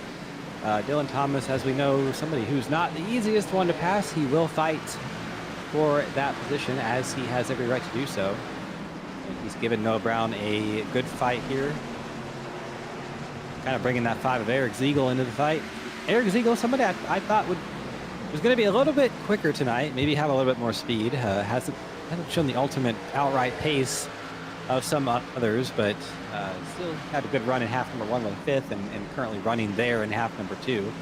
I think with some good pit strategy, or maybe a good pit strategy, or maybe a lucky break, he definitely could be in the hunt here for the win once we get closer to the end of things. But definitely the battle in front of him not going anywhere. Noah Brown and Dylan Thomas still going at it, and Dylan doing a good job on the outside line to just put his car in the exact spot that Noah Brown can't do anything with. Noah can't gas up on the exit of the corner and make that move work with the 03 there. So Dylan, just you can see there, just kind of having a little bit of a train behind him right now. So not as quick as the cars behind him, but doing exactly everything he needs to do to keep them behind without being as quick. So doing a good job. Here's Darren Staff trying to get around Eric Ziegel right now. That would move him up to the 5th spot. Looks like it's a little bit hard to pass out there tonight right now. You can see Darren Staff on the bottom there, and really Noah on the bottom here. Ooh, some contact with the 03. Probably seeing the manifestation of that hard to pass thing here, but on the bottom, it looks like it's very hard to pass. You can't actually make it work without sliding up into the car on your outside. So Noah can't really do anything with that 03 there, and gonna have to get a little bit physical, a little bit rough with him. Might be able to do something here through 3 and 4. No, Dylan sticks his nose on the outside, does not go anywhere. This is good stuff.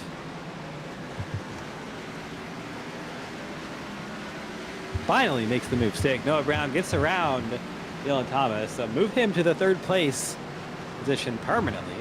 Well, I say permanently. Exclusively for now. Certainly, probably not permanently. He's probably going to want to hope to get a couple more spots. not have that one be perfect. Absolutely.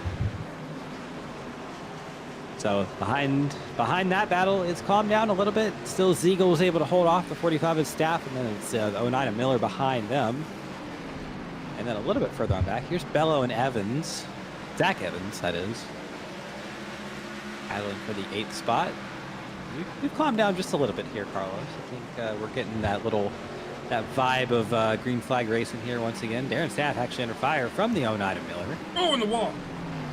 In the wall. Overcooked that corner just a little bit. We've seen the outside be really hard to make a move on. And there you see it with Miller. He had the better entry to the corner by far, but Darren on the account of having the outside line just able to keep that position to himself for now. So well, it was that and the corner right after Darren hit the outside wall entry of the corner. James cooked it a little too hard and slid up into Darren. Thankfully, for both of these guys, no issues, but James did lose all the momentum exiting the corner, and that's why they are no longer side by side. Another driver who's having a little bit of an issue, Ty Alcas, he's actually fallen back 15th spot. Started in 7th, and he was the one that was at the center of that first accident. Got spun around there in half number 1. Excuse me, not half number 1, half number 2. Earlier on in half number 2 here.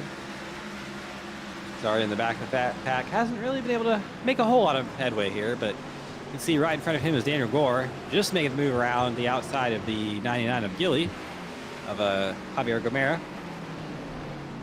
Just doesn't look like at this stage in the race anybody is able to make a move easily, so probably gonna have to wait for pit stops or the tires to wear out or something like that for the actual comers and goers to start. And the biggest mover so far, 38 laps into this race, is Dallas Myhan. 3rd to 18th after being involved in that first caution in half number 1. And is currently battling for that 9th place position. And he's not afraid to get physical. Actually, up into the door, that 51. It's clean. It's effective. It's ugly, but it's effective. And I think he's going to get that spot. Sure is.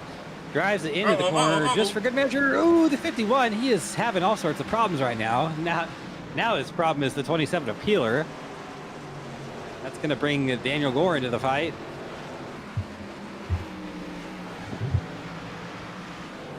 So Bello is getting his OSCA short track introduction in a big way here.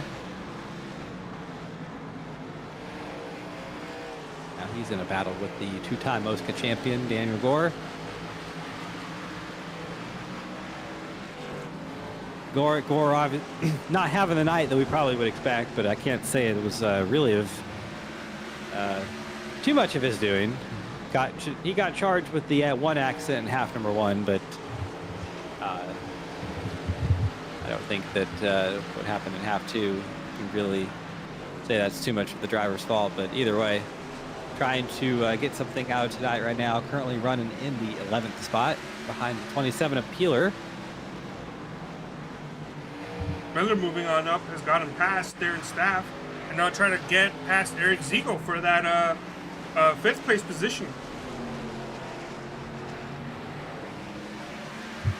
Caution out, Wester Green. Out of caution. Yep. Wester Green with an issue there in turn number 2, it looks like. Let's see what happened here.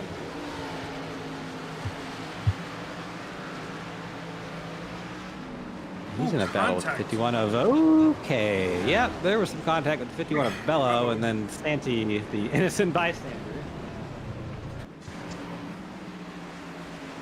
We'll get another angle of that soon, but leaders down Pear Road. Everyone's there. Sure enough.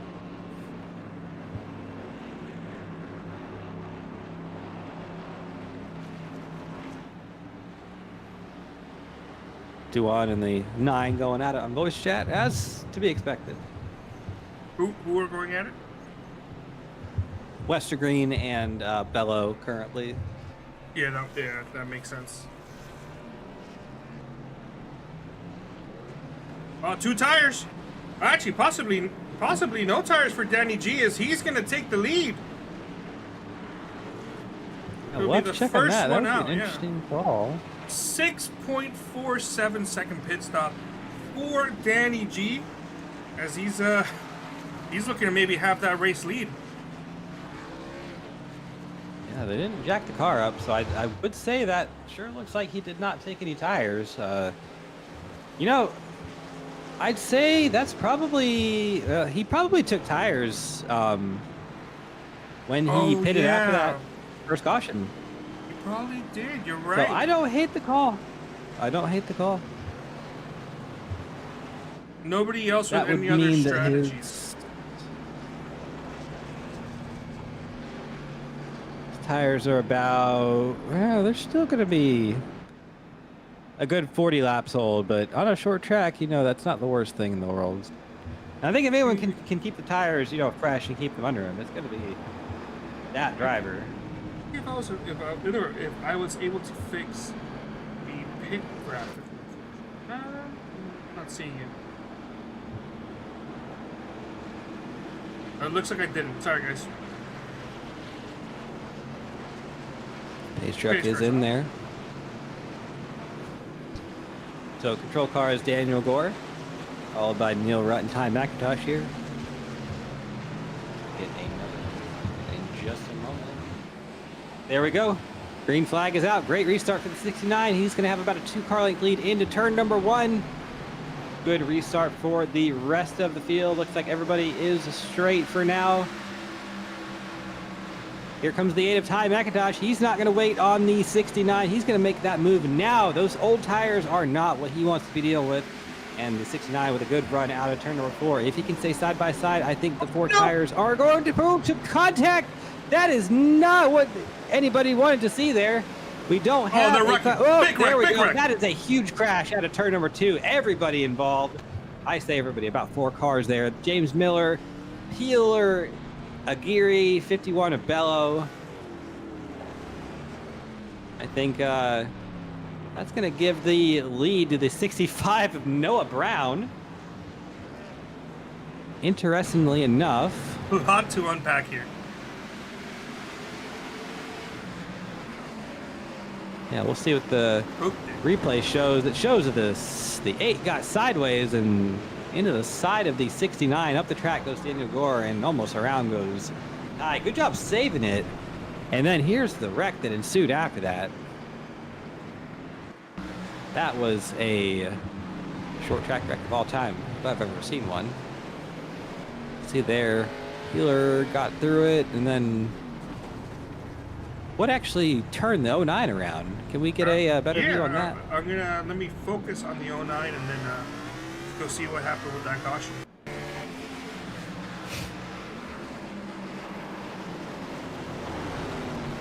I think he maybe came down, or no, the 03 hit the curb and bounced on up.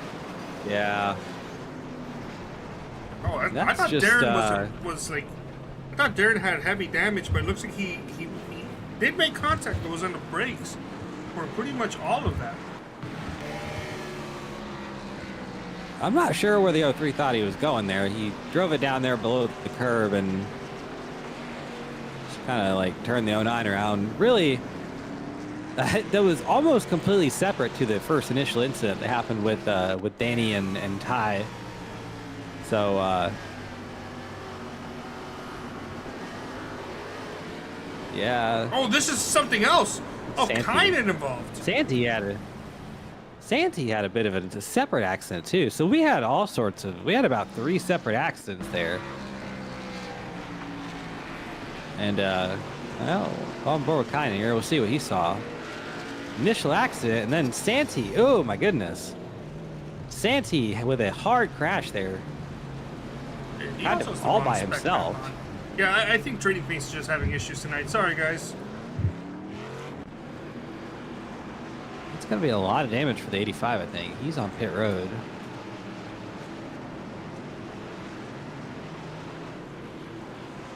Well, either way, the pace truck is off. we're going to get a restart here. Control car is Noah Brown. It's Noah Brown, Neil Wright, and Eric Ziegel, your top 3 right now. There he goes, Noah Brown on the loud pedal. Restart here, 54 laps in the books here at Myrtle Beach, and a good restart for that 65. It's going to be the battle for second between Rutt and Ziegel.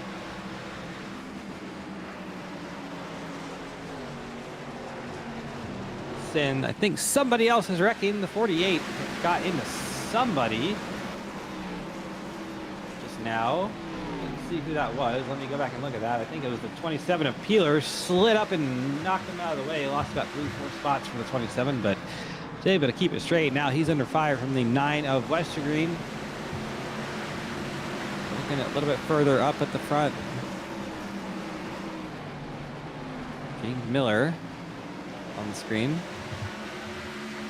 Noah Brown's got about a half-second lead over that 66 of Neil Rutt. Now the battle for second. Neil Rutt under fire from Eric Ziegel on the bottom there in that bright pink and yellow 5 car. Eric Ziegel hasn't had the cleanest of nights. He's had a bit of a rough night, not really of his own doing, but trying to correct that there with a good run here in half number 2.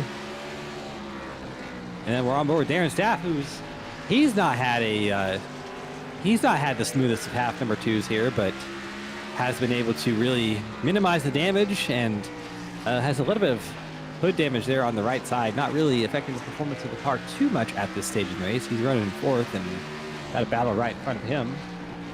But he's had to battle some adversity and some cars wrecking in front of him, and in his quest for a sweep here at the Myrtle Beach Speedway. Now he's looking under the 5 of Eric Ziegel into turn number 1. Don't hit that curb.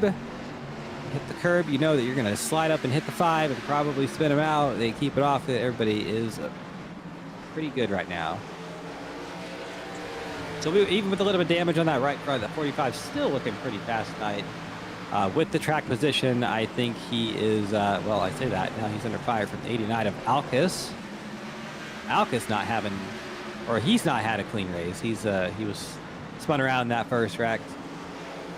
Able to get it back up here in the top 5. Dallas Mayan, shout out to him.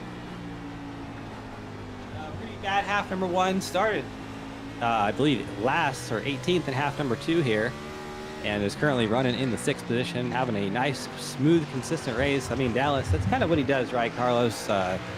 He'll go from nowhere to being like 6th or 5th out of nowhere, and just kind of, you know, surprise you with a really good run here. So if he can keep it straight here, I think Dallas is in for a good run here, running behind some heavy hitters and doing a good job.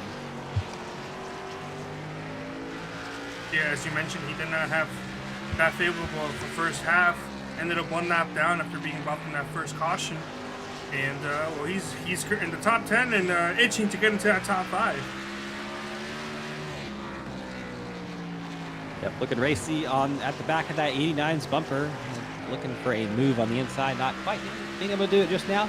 That 89 running the aforementioned higher line on the racetrack and has been able to keep it in front of the 78 of my hand. But as we get going green here, we do have somebody in the interview waiting room.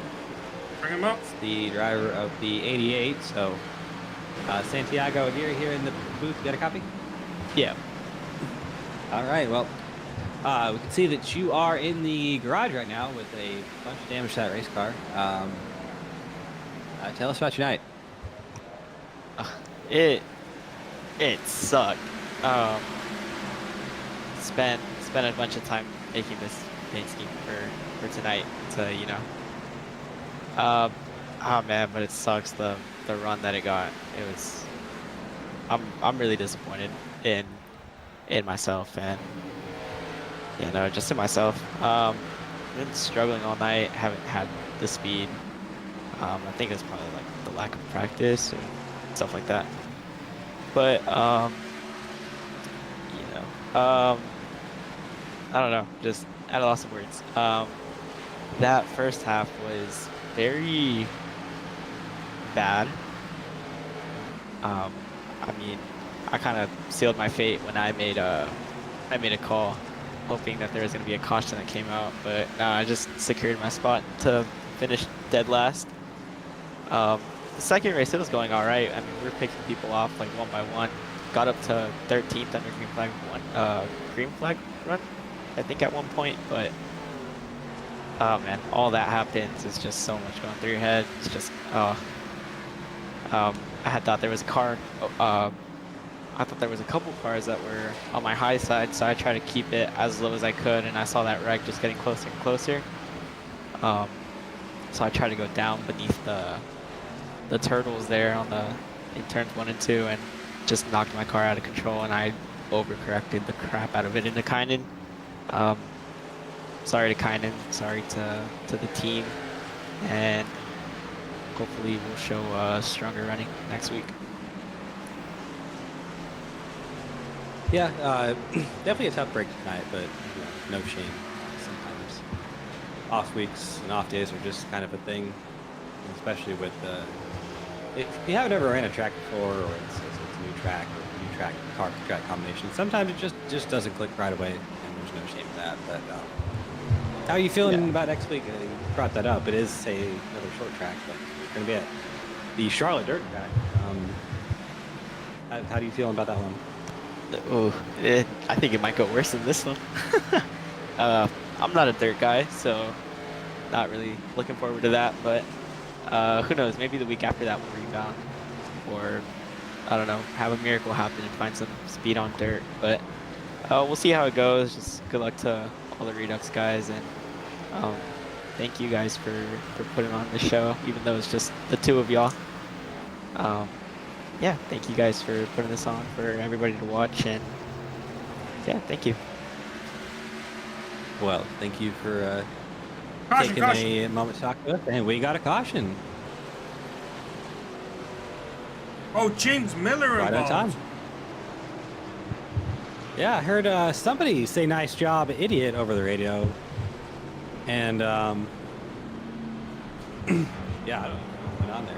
We were kind of mid-interview. We'll check the replay, see what happened here. 51 of Bello and the 9 of Westergreen. These two have been at each other's throats all night. Ooh, Westergreen just drives up into the side of 51, and How about a James? how did the 09 of that must have been a separate incident, no? He's sideways there and turned. I think he must have had something happen with Daniel, because Daniel was apologizing. Oh no, he hit the wall. Oh, he got stuck in it. He got wall glued.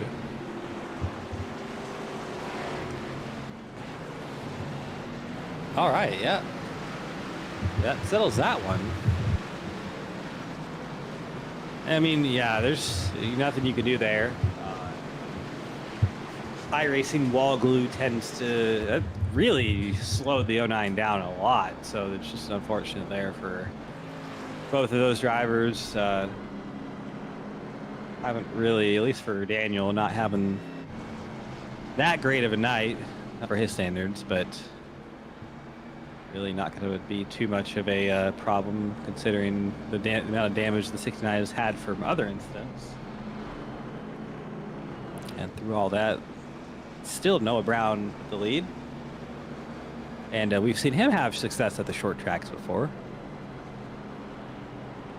with a Martinsville win to his credit. And I believe he's won at one or two dirt races, but I can't remember them off the top of my head. But Noah, he definitely knows his way around these short tracks, and mentioned once again that there are some pretty big heavy hitters in this field.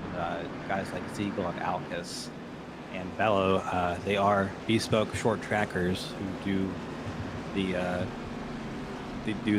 dirt and asphalt short track cars on iRacing pretty regularly. So to come out here and be on pace with and potentially beat guys like that is a testament to the skill level at the top of this OSCA series. But the pace truck is off. Gonna get a restart here once again with Noah Brown in control. 3 and 4, and there he goes. Green flag is out. A little bit of a wiggle for the 65, but all settled into turn number 1. Battle for second between the 45 of Staff and the 66 of Rut here. The 45 of Darren Staff. He's been quick all night. Into the second place he goes. The 66 got into the wall, I think, there, and we're going to have some argy-bargy through 3 and 4. Behind him, Darren Staff, he wants to sweep tonight. He's going to be aggressive with that 65. Looking inside in turn number 1, but that 65, we know he is aggressive too, so we could have some racing here at Myrtle Beach. Noah Brown holds on to the lead. Or now from that 45 of Darren Staff, we'll see. I think that 45 has been the quicker car on the short and the long runs all night. 3, 1, and 2, they are side by side. Staff on the inside. It's just so hard to make the move stick down there. He's going to drive it in almost to the quarter panel of that 65. Darren Staff is not letting anything go right now. Noah doing a great job to hold off the charge from behind. And I think you're right about the spec map because of even the 65, he has a bit of a goofy spec map on that car. It's kind of washing everything out. And I know for a fact that there's not even a spec map on that car. Oh no, 78 around! Oh no! Neil Rutt, this 03 of Dylan Thomas, the 27 of Peeler. Something happened there, and we got a mini pile up there on the front stretch. Check the replay and see what happened here. I was kind of paying attention to something else here, but we were 3 wide. Eric Ziegel on the bottom. Ooh, I think that was netcode. Was there some netcode? Yeah, for sure. 27.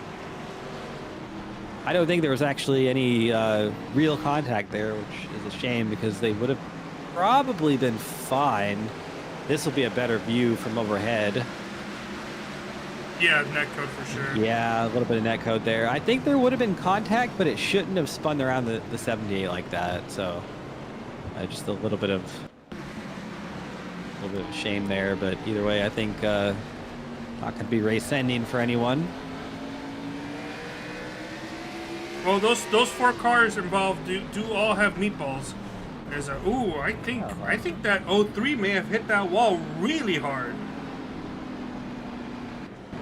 Yeah, so I might have been wrong. That might be race ending for all of them. On board here with Dylan Thomas. We'll see what he saw. Yep, big hit there, and that's a big hit. Ooh, I think that blew the motor, and if so, that probably is going to be race ending because he had to take a tow back to the pits, and that's usually not a great sign for the success of your race. So interesting development. Half the field went down Pear Road, or like a third of the field went down Pear Road, starting with Darren Staff. So he has elected to give up that second place spot to go down Pear Road, currently in 9th. So we'll see how that strategy pays off for him. I don't hate the call. I think if you're gonna do it early. I don't like going back in the pack really, but I think he has shown the speed that he is able to pass. I'm not convinced that passing is that easy. I think it's still very difficult, so he might have a tough time, but the tires have shown to make a difference too, so I think we might just be in for a pretty good race. Well, it'll be interesting to watch that 45 come through the field. Noah Brown takes the outside line on the restart. I think it's the first time all night we've seen anybody do that. I want to give a quick shout out to all of our chatters in the chat. Thrasher, I see you've taken up most of it. Thank you for engaging with us. Much appreciated. Keep doing it.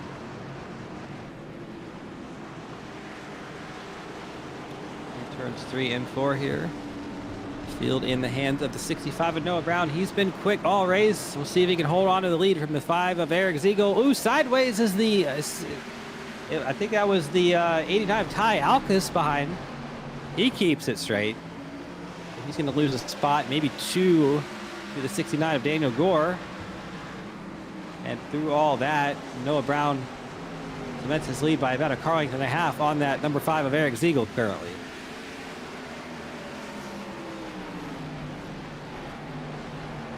Out for third, Daniel Gore and Ty Alkus going at it. Ty McIntosh behind them. We've seen a little bit of Ty on Ty crime night. There's a little bit more. Ty McIntosh into the back of Ty Alkus. Ty on Ty crime. I think we're not, I don't think that's the end of the Ty on Ty crime tonight. I think we might see these two get into it once again, but right now they are staying off each other just a bit there through 1 and 2. And they might figure out that it's in their best, both of their interests to probably do that to stay off each other and focus on their own race. But, you know, race car drivers do tend to be stupid from time to time. Darren! And Darren sideways into the 8 of Ty McIntosh, and that's going to be a caution. That's going to be an EOL for the 45, I think. Sure will be. And definitely the worst off of that was going to be the 8 of Ty McIntosh. We'll have to see what happened here. I think Darren just kind of sent it in there and lost the rear end right there, sideways and then up the track. And unfortunately, the 4 or the 8 was there. Probably would have been fine if Ty was like a lane and a half up or so, but just obviously you can't ask the guy to not be where he normally runs. He wasn't expecting the torpedo. I don't know if you remember last week, Ty was very upset with Darren and felt like he kind of costed him a good finish on one of the halves. So, sure, Ty is not going to be very happy with Darren, even more so now. Interestingly enough, though, you see, you would think that, and I did think that initially. Ty, right after the incident, came on the radio and said, "Yeah, I deserve that," and then that's all we've heard from him. So, yeah. Did we get interesting a development there, maybe? Yeah, the 45 was just given the UL.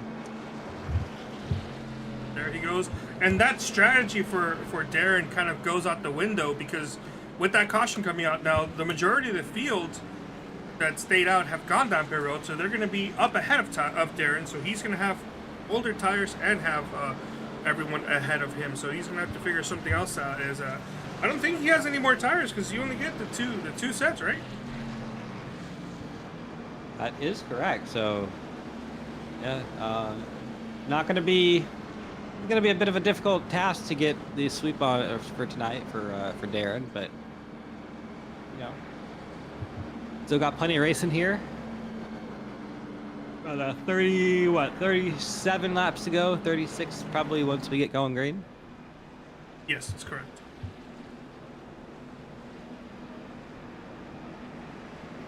Love the short cautions here. Instruct light's already off.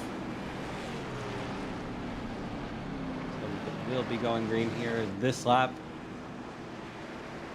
Quick little re-rack of the top 10. Brown, Gore, Jones, Carpenter. Or Brown, Gore, Carpenter, Jones, Evans, Siegel, Westerling, Gomera. I'm showing Staff in 9th and Aaron Evans 10th, but that's before the stack, so it'll be Evans and then Rutt. Staff will be sent to the back here. Pace truck is off. It's Brown and Gore, the two Redux teammates on the front row. Good restart for the 65. He's going to gap his teammate by about a car length into turn number 1. It's been a messy race for that 69 of Gore, so we'll see if he can keep it. See if he can turn around his luck in these last 2 laps of the race. He's got the 85 of Kyden Jones behind him too. Speaking of rotten luck, he's been in the back all race, now running 3rd, so we'll see if he can do something with that. Fire from the 5 of Siegel. A lot of these drivers who have had messy nights trying to make something. Now we have a battle for the lead. The 69 of Gore and the 65 of Brown going at it. Gore using the outside line to make the move on his teammate. 65 is sideways. I think Gore's going to get the lead here into turn number 1. Not quite yet. We've seen these two get into it from time to time. Certified Redux Racing moment, but I think they're going to keep it clean this time. Now the 5 of Ziegel's looking racy. Oh, man. On the 65. Yeah, Ziegel I think there's a tire difference here. Oh, big tire difference. The last time Noah Brown went down Perry Road was lap 44. So he has one set of tires, so he's waiting for like a caution with like maybe 20 laps to go as Anthony Bello has crashed. Or at least I'm being told. It looks like he's taking a tow. So something happened to Anthony Bello. Let me see if I can quickly pull it up. Thing. He's in the back of the pack here. It's I think he just pulls it off. Battle for the lead here. The 5 of Siegel on the inside of Daniel Gore going at it. Contact. Into turn 1. Contact between Siegel and Gore. Siegel drives the 69 up the racetrack, and I think there is some repercussions here coming from behind. Daniel Gore did not like that one bit, and we might see some Additional contact here between these two. There they go. More Off the racetrack contact. goes Ziegel.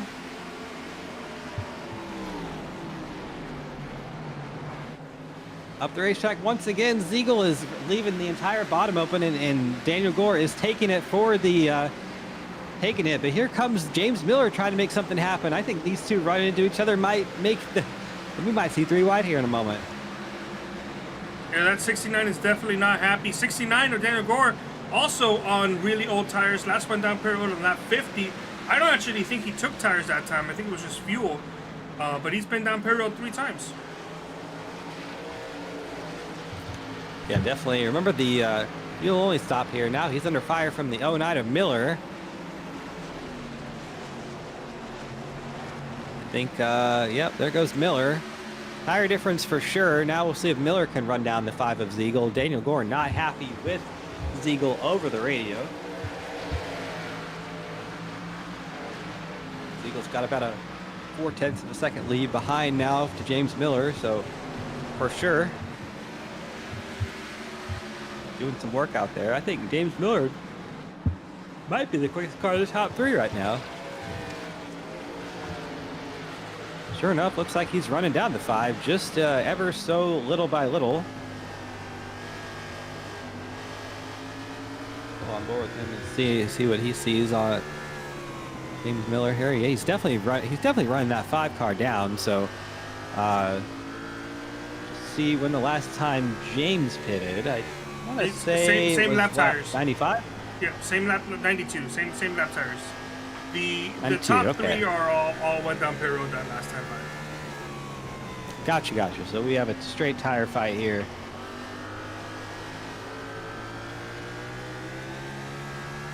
So we'll see what can happen here. We know James is good on his tires. He usually likes to baby that right front and save a lot for the end here. We see the line difference between these two. Ty running a little bit of Eric Ziegel running a little bit of a higher line than James.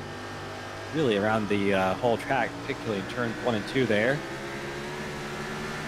Battling a little bit further on back. Westergreen has entered the battle. He's battling with the 69 of Gore for the 4th spot. Not really so much battling as has already taken it. Now Gore is battling Alcas. So those older tires on really for both Gore and Brown are starting to rear their ugly head. These drivers not able to really have too much to fight with some of the other drivers that may have taken tires. There's not a lot of time left to go either, with only 21 laps to go here.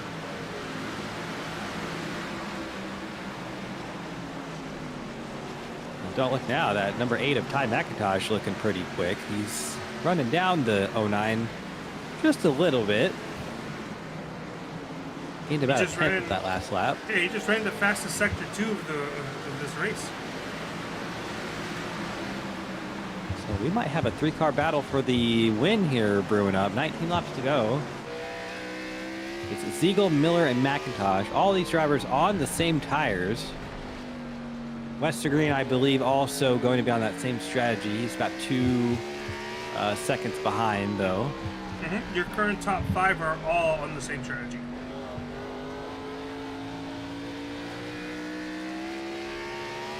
On board here with Ty, so he's running that higher line, kind of arcing, big arc into turn number 3, wrapping the bottom off the corner. Not too much gas, though, because it will get loose.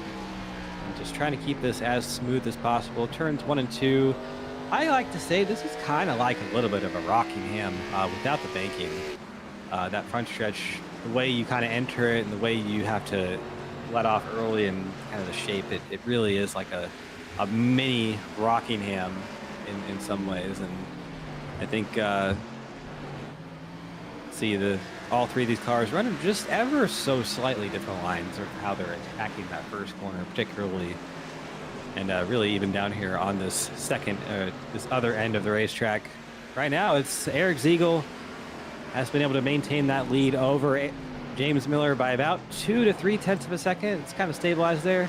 Ty McIntosh has stabilized his to about 7/10 back, and then it's Westergreen and Alcas here round out the top 5. So we're really just kind of seeing the tire difference manifest itself Daniel Gore, the first driver on the older tires, out in the field right now.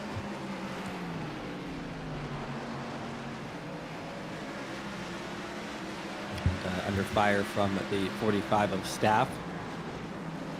Not as successful as a race for him as half number one, but also not as clean of a race either. He's had a lot of issues here and there, and you know, 7th place after everything is not the worst thing in the world, but might have a battle here in a few moments' time. Well, I thought the 09 of Miller was catching, but looks like that is not the case anymore. That lead is somewhat extending now. About 0.5 of a second, 12 laps to go.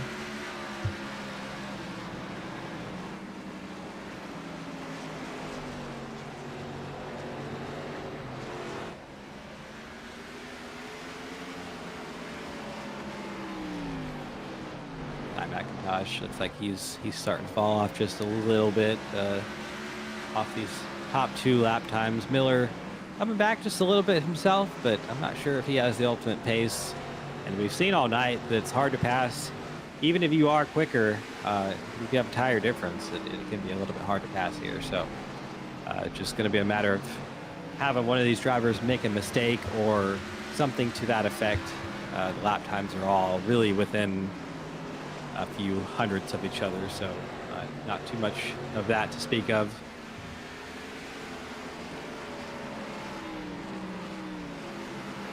Now under 10 laps to go here. Battle between Westergreen and Ty Alkus. Westergreen having a good run here tonight. He didn't, half number one didn't really go his way with a P17, but a P4 here would be a great run for the Southern Speed Co., particularly David Westergreen. There was some conflict, I will say, last week at Watkins Glen between him and the 8 of Ty McIntosh. So it would be good to see both drivers get a top 5 finish here tonight, and kind of get that for their Southern Speed Co. team. You can see here Eric Ziegel just is starting to extend that lead by just ever so little. I think the clean air really, and just the fact that he's been pretty stout this whole half number 2 is starting to play into effect here. We're gonna have 6 laps to go at the line. Probably gonna need a caution if Miller or McIntosh want to make a legitimate run here at the win. Ziegel has been pretty consistent.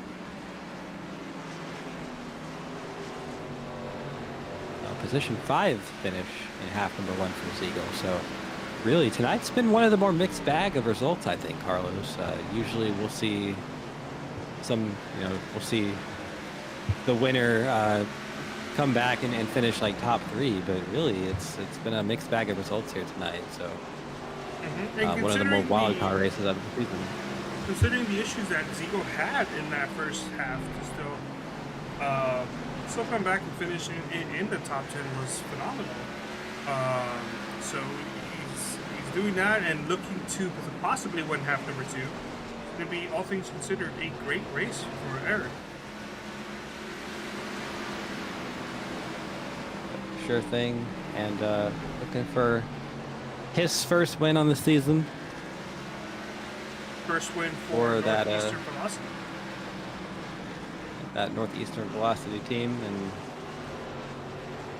actually looking at my results page, I did see him on it, but I saw him with a couple poles and not a race win yet, so this would be his first. And really, I don't see anybody too close to each other on the racetrack. If we have something, it's going to be pretty catastrophic through 3 and 4 here for the number 5. We're going to get the white flag in the air for Eric Ziegel. 3, 1, and 2 running that high line, which I thought we'd see a little bit earlier on tonight, but we are kind of seeing it at the end here. Eric Ziegel with 5th place in half number 1 through 3 and 4. It's going to be a win for him, the first win for him, and the first win for Northeastern Velocity here in the OSCA Racing Series. And what a special place to do it here at the Myrtle Beach Speedway. A track that is no longer existing, somewhat like the team he used to race for. they also no longer exist. That would be Bobby Hammer Motorsports, which would have been, I think it would have been the third or fourth win for them, but it is the first win for Ziegel, not involved with that anymore. He's going to do some celebratory burnouts here on the front stretch. There we go, and we'll have to ask about that throwback, what that is a throwback to. Pretty cool looking car there with the pink and the yellow and black. Pretty cool color combination there, but either way, a great run for him tonight. I think. Also has the wrong spec. The average. Yeah, I think we're gonna have to put that on iRacing. I think it does. I would say that not all of these drivers have the wrong spec map. So probably more of an iRacing thing there. But yeah, good racing tonight. We saw a few more cautions to half number 2 there, but I think it was 3 or 4, which isn't crazy. But yeah, results for half number 2. Eric Ziegel comes home with the win. James Miller in second. He finished third in half number 1, so a nice consistent win, or nice consistent run for him tonight. Wasn't able to get the win, but that is a good point side for the 09, who has had a few bad runs in the last few weeks. Get that. Ty McIntosh in third. David Westergreen in fourth. Good points side there for Southern Speedco. Both drivers coming home in the top 5. Ty Alkus, the invite, with he's coming home in 5th. Daniel Gore, 6th. Good run for him, all things considered. Not a clean race by any stretch of the imagination, but he's going to get some points out of it. He's going to actually extend on pretty much everybody except for James Miller that he was around. So, yeah, not too bad, all things considered. Darren Staff in 7th. Probably thought he would have been a little bit quicker, but just had some misfortune and bad timing with everything that happened to him. Still a good run. Dave Carpenter in 8th. Zach Right in 10th. Led a lot of the early laps in this race. Just got caught out by the strategy, but good run nonetheless. Noah Brown, issues there at the end in 11th. Aaron Evans 12th. Gilberto Javier Gomera 13th. Dallas Myhan 14th. He was going to have a good run too. Just issues for him. Kynan Jones 15th. Anthony Bello 16th. Dylan Thomas 17th. And Adam Peeler comes home in 18th place. So Santi finished 19th. Oh yeah, Santi 19th, and then Jordan Trowell did not make a lap tonight. Scored 20th both halves. So we'll let these drivers cool down for a minute. We'll let them get their thoughts collected, and then we will get some interviews. Presumably first with Ty McIntosh. So actually, bring him on up. Bring him on up. Let's bring him straight in, see if we can get some content. And no, we did not. But Ty McIntosh, Kim Rich up the booth. You got a copy? Gotcha, buddy. Well, yeah, a pretty good rebound there in half number 2, 3rd place finish. We saw some short track racing. Talk us through your night there. Oh yeah, first half just saved too hard, and caution fell at a weird time, so I figured maybe I could stay out, and it clearly just didn't work like that. Second half, I mean, we started third. Neil and I ran pretty good there. He was leading some laps, and he and I were messing with each other on the radio, so that's always fun to get to mess with your buddies like that. And then we had that yellow, and I took tires and sent it into the corner and killed Danny, so I feel pretty bad about that. Jake didn't even put the yellow on me. I wanted an EOL because it was just dumb, and I do stupid stuff like that all the time, so I wanted to get it out of the way. But and then we took tires there. I think 98 or whatever. Went from 11th or 12th up to 3rd. Maybe had a chance to get the lead, but I just burnt my stuff too quick and ended up getting the most least deserving podium of my life. So that was it was just not a good night. Sometimes you fall into a result, and that's quite all right. Either way, it's not a horrible night. You got an 8.5 for 1, 3rd and a half. I was quite surprised by the relative lack of cautions we got across both halves, even though 3 or 4 and a half or 2 there. But a short track with less than 10 cautions is the win. How are you feeling about next week? We go to the Charlotte Dirt Track, so that should be a fun one. It really just depends, honestly. You know, I mean, I look at it from a standpoint of like, there's going to be a lot of different people running up front. It's going to be, it's going to look different. It's going to feel different. I don't really know. I can tell you that there's going to be a lot less people that had respect going into this week that don't. I'm not even talking about myself. Talk with a couple people that got ran over and they're not really happy. So, yeah, we'll have to see how that goes. But yeah, I don't know. It's going to be an OSCA race of all time. That's for sure. Well, I can't wait to hear about that one. I'd love to hear the tea at some point, but Oh, you will. You will. Trust me, you will. Before we let you go, any shout-outs? Oh yeah, I want to just thank Vic for putting this Western Carolina car together. It's a really pretty one. We threw it back to David, so I'm thankful for that. Traders Brewing, everybody that sponsors this number 8 car and Southern Speedco in general, we were wicked fast tonight. We qualified 2nd, 4th, and 6th, and then David and I with 2 top 5s there in half 2. Gilly just didn't get to take tires, so that is what it is. But just proud of everybody. 3YTV, you guys putting on the show. Vic for putting up with this every week and watching us do it for 2 hours, and everybody at home. I know my parents are watching. Love you guys. Thrash is watching. Love you, buddy. I think I covered everybody. I sure think you did. Well, thank you for taking a moment to talk with us. Good run here tonight, and I will be waiting for the tea at some point. Thanks, buddy.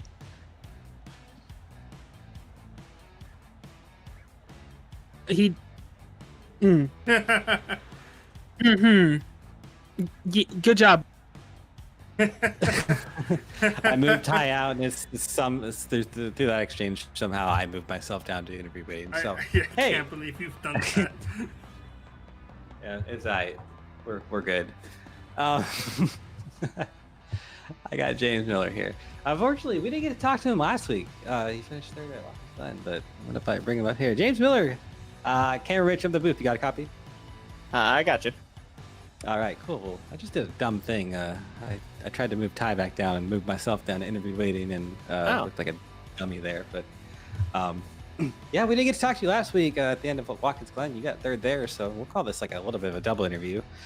But focusing on tonight, third and half one, second and half two. I'd say that's pretty consistent. Didn't look like he had like outright speed in either half, but just really good consistent pace there. Talk us through your night. It was weird because I managed the hot lap, a good enough lap of practice to be fastest, and then qualifying was pretty ass. The track went away real quick, and then the bottom line, the 3 of us lined up, cleared the outside line, and we just stayed there. Like you just couldn't pass. It was kind of annoying, and by lap 30 I was bored. But I don't know, I took the tire strat, pitted early. It kind of worked out, but I used up too much front. It was just too tight for me. It wouldn't rotate like I wanted it to. Yeah, I kind of just struggled the whole first heat.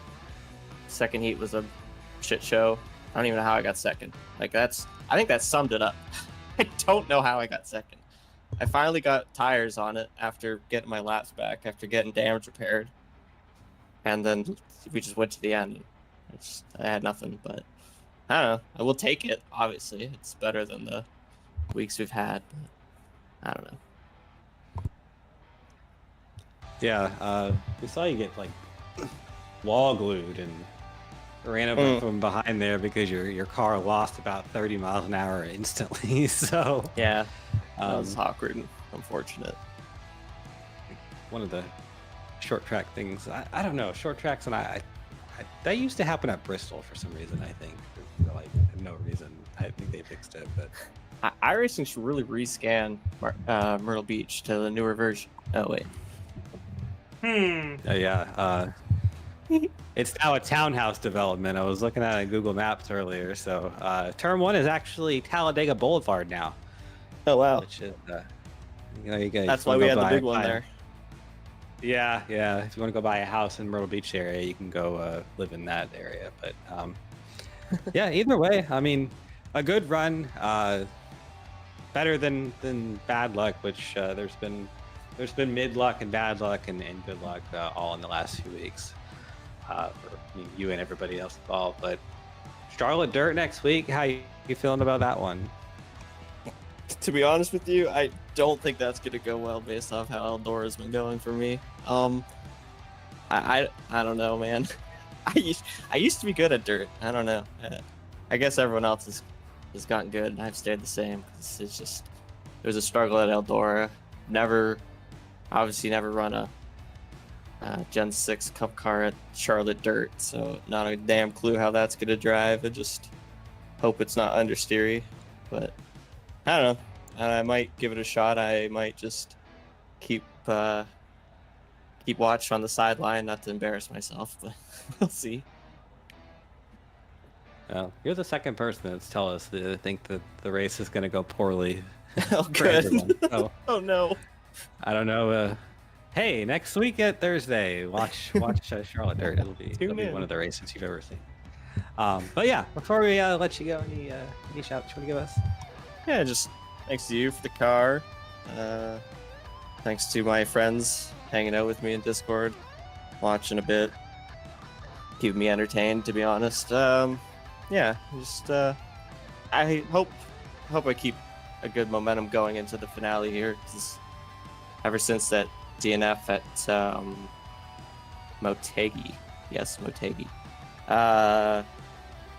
it's kind of went downhill quick, so hopefully we can get some good momentum behind us for the important race at the end, and maybe give Daniel something to drive for. I doubt it, but I don't know. Hey, you never know. Never know. That's why we actually show up to these races and do them, and we don't simulate them like MLB The Show or whatever. So, yeah, thank you for taking a moment to talk with us. Good run, great run, and good luck next week. Godspeed next week. Well, thank you, and enjoy the show. We certainly will. All right, and with that, one final. Got Eric Ziegel. All right, Eric Ziegel, camera rich up in the booth. You got a copy?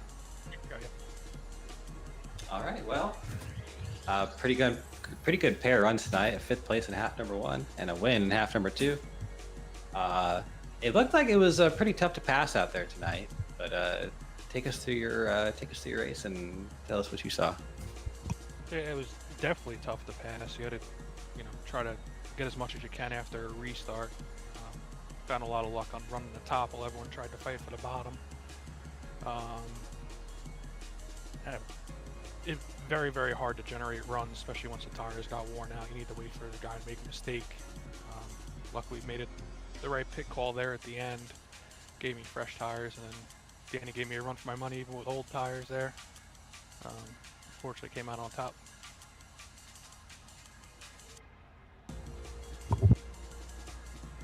Yeah, and was there any kind of different dynamic between the two races? You started a little bit further on back in half number 1, but it looked pretty tough to pass in both of them.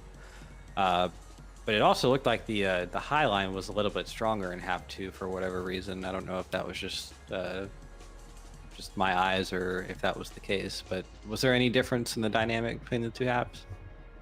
The first one was pretty much just a learning experience. I really didn't expect to go that much of a green flag run right at the beginning. Then obviously once you figured out how to arc the corner, slow the car down without killing the tires, and obviously not buzzing the tires off the corner, I made half 2 that much easier to run. Not that it was easier competition wise, but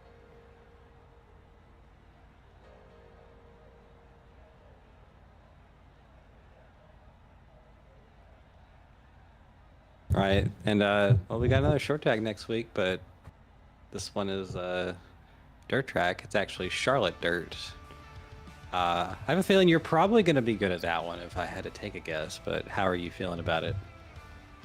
if it ends up anything like Eldora, I think we have a pretty good shot. It'd probably be another fun one. It certainly will. Well, You're the first person to actually say that they were looking forward to it at all from all the people we've talked to tonight. So I'd say that's a pretty good omen for you. But before we let you go, any shout outs you want to give us?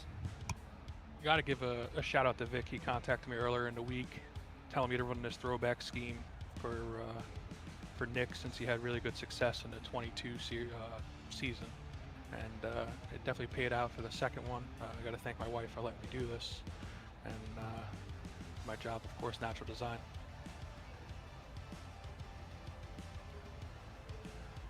All right. Well, appreciate you taking a moment to talk with us. Great run tonight, and good luck next week. Godspeed next week. It's a dirt track, so it'll be a race. Hopefully we keep it shiny side up, and thank you guys for putting this on. Absolutely. All right. And with that, I think some final thoughts for tonight. I was personally surprised by the lack of cautions, but have to a little bit more normal with a few more. But either way, great racing all night. Definitely was hard to pass, but once these drivers kind of figured out what they needed to do and how to actually get that dynamic run going and all that, it was a great show. So, you know, I think the short track I delivered think, here tonight. oh, excuse me, my throat is all over the place. I think, as Vic put it, it's definitely the best short track race OSCA has had. At least OSCA has had in a long time. That was a phenomenal. It was a very refreshing short track race to watch. The amount of respect and just fantastic racing we got to witness tonight was just breathtaking. And this our first visit to the Myrtle Beach Speedway. I wouldn't say that wouldn't be too surprised if we did see it back on the schedule at some point due to that. But going to go ahead and head on out of here for tonight. Next Thursday, we already kind of brought this up, but we're going to be at the Charlotte Dirt Track. So that's going to be, I believe we have a goofy format for that one. I believe it's 350 lappers. Interesting. If I'm not mistaken. So that will be we'll see how that goes, but definitely dirt track racing nonetheless. Going to be exciting. That's always going to be always a fun one in the OSCA series, and I'm excited for it myself. So I'm Cameron Rich here with Carlos Acosta. That's all we have for you guys. Have a great night.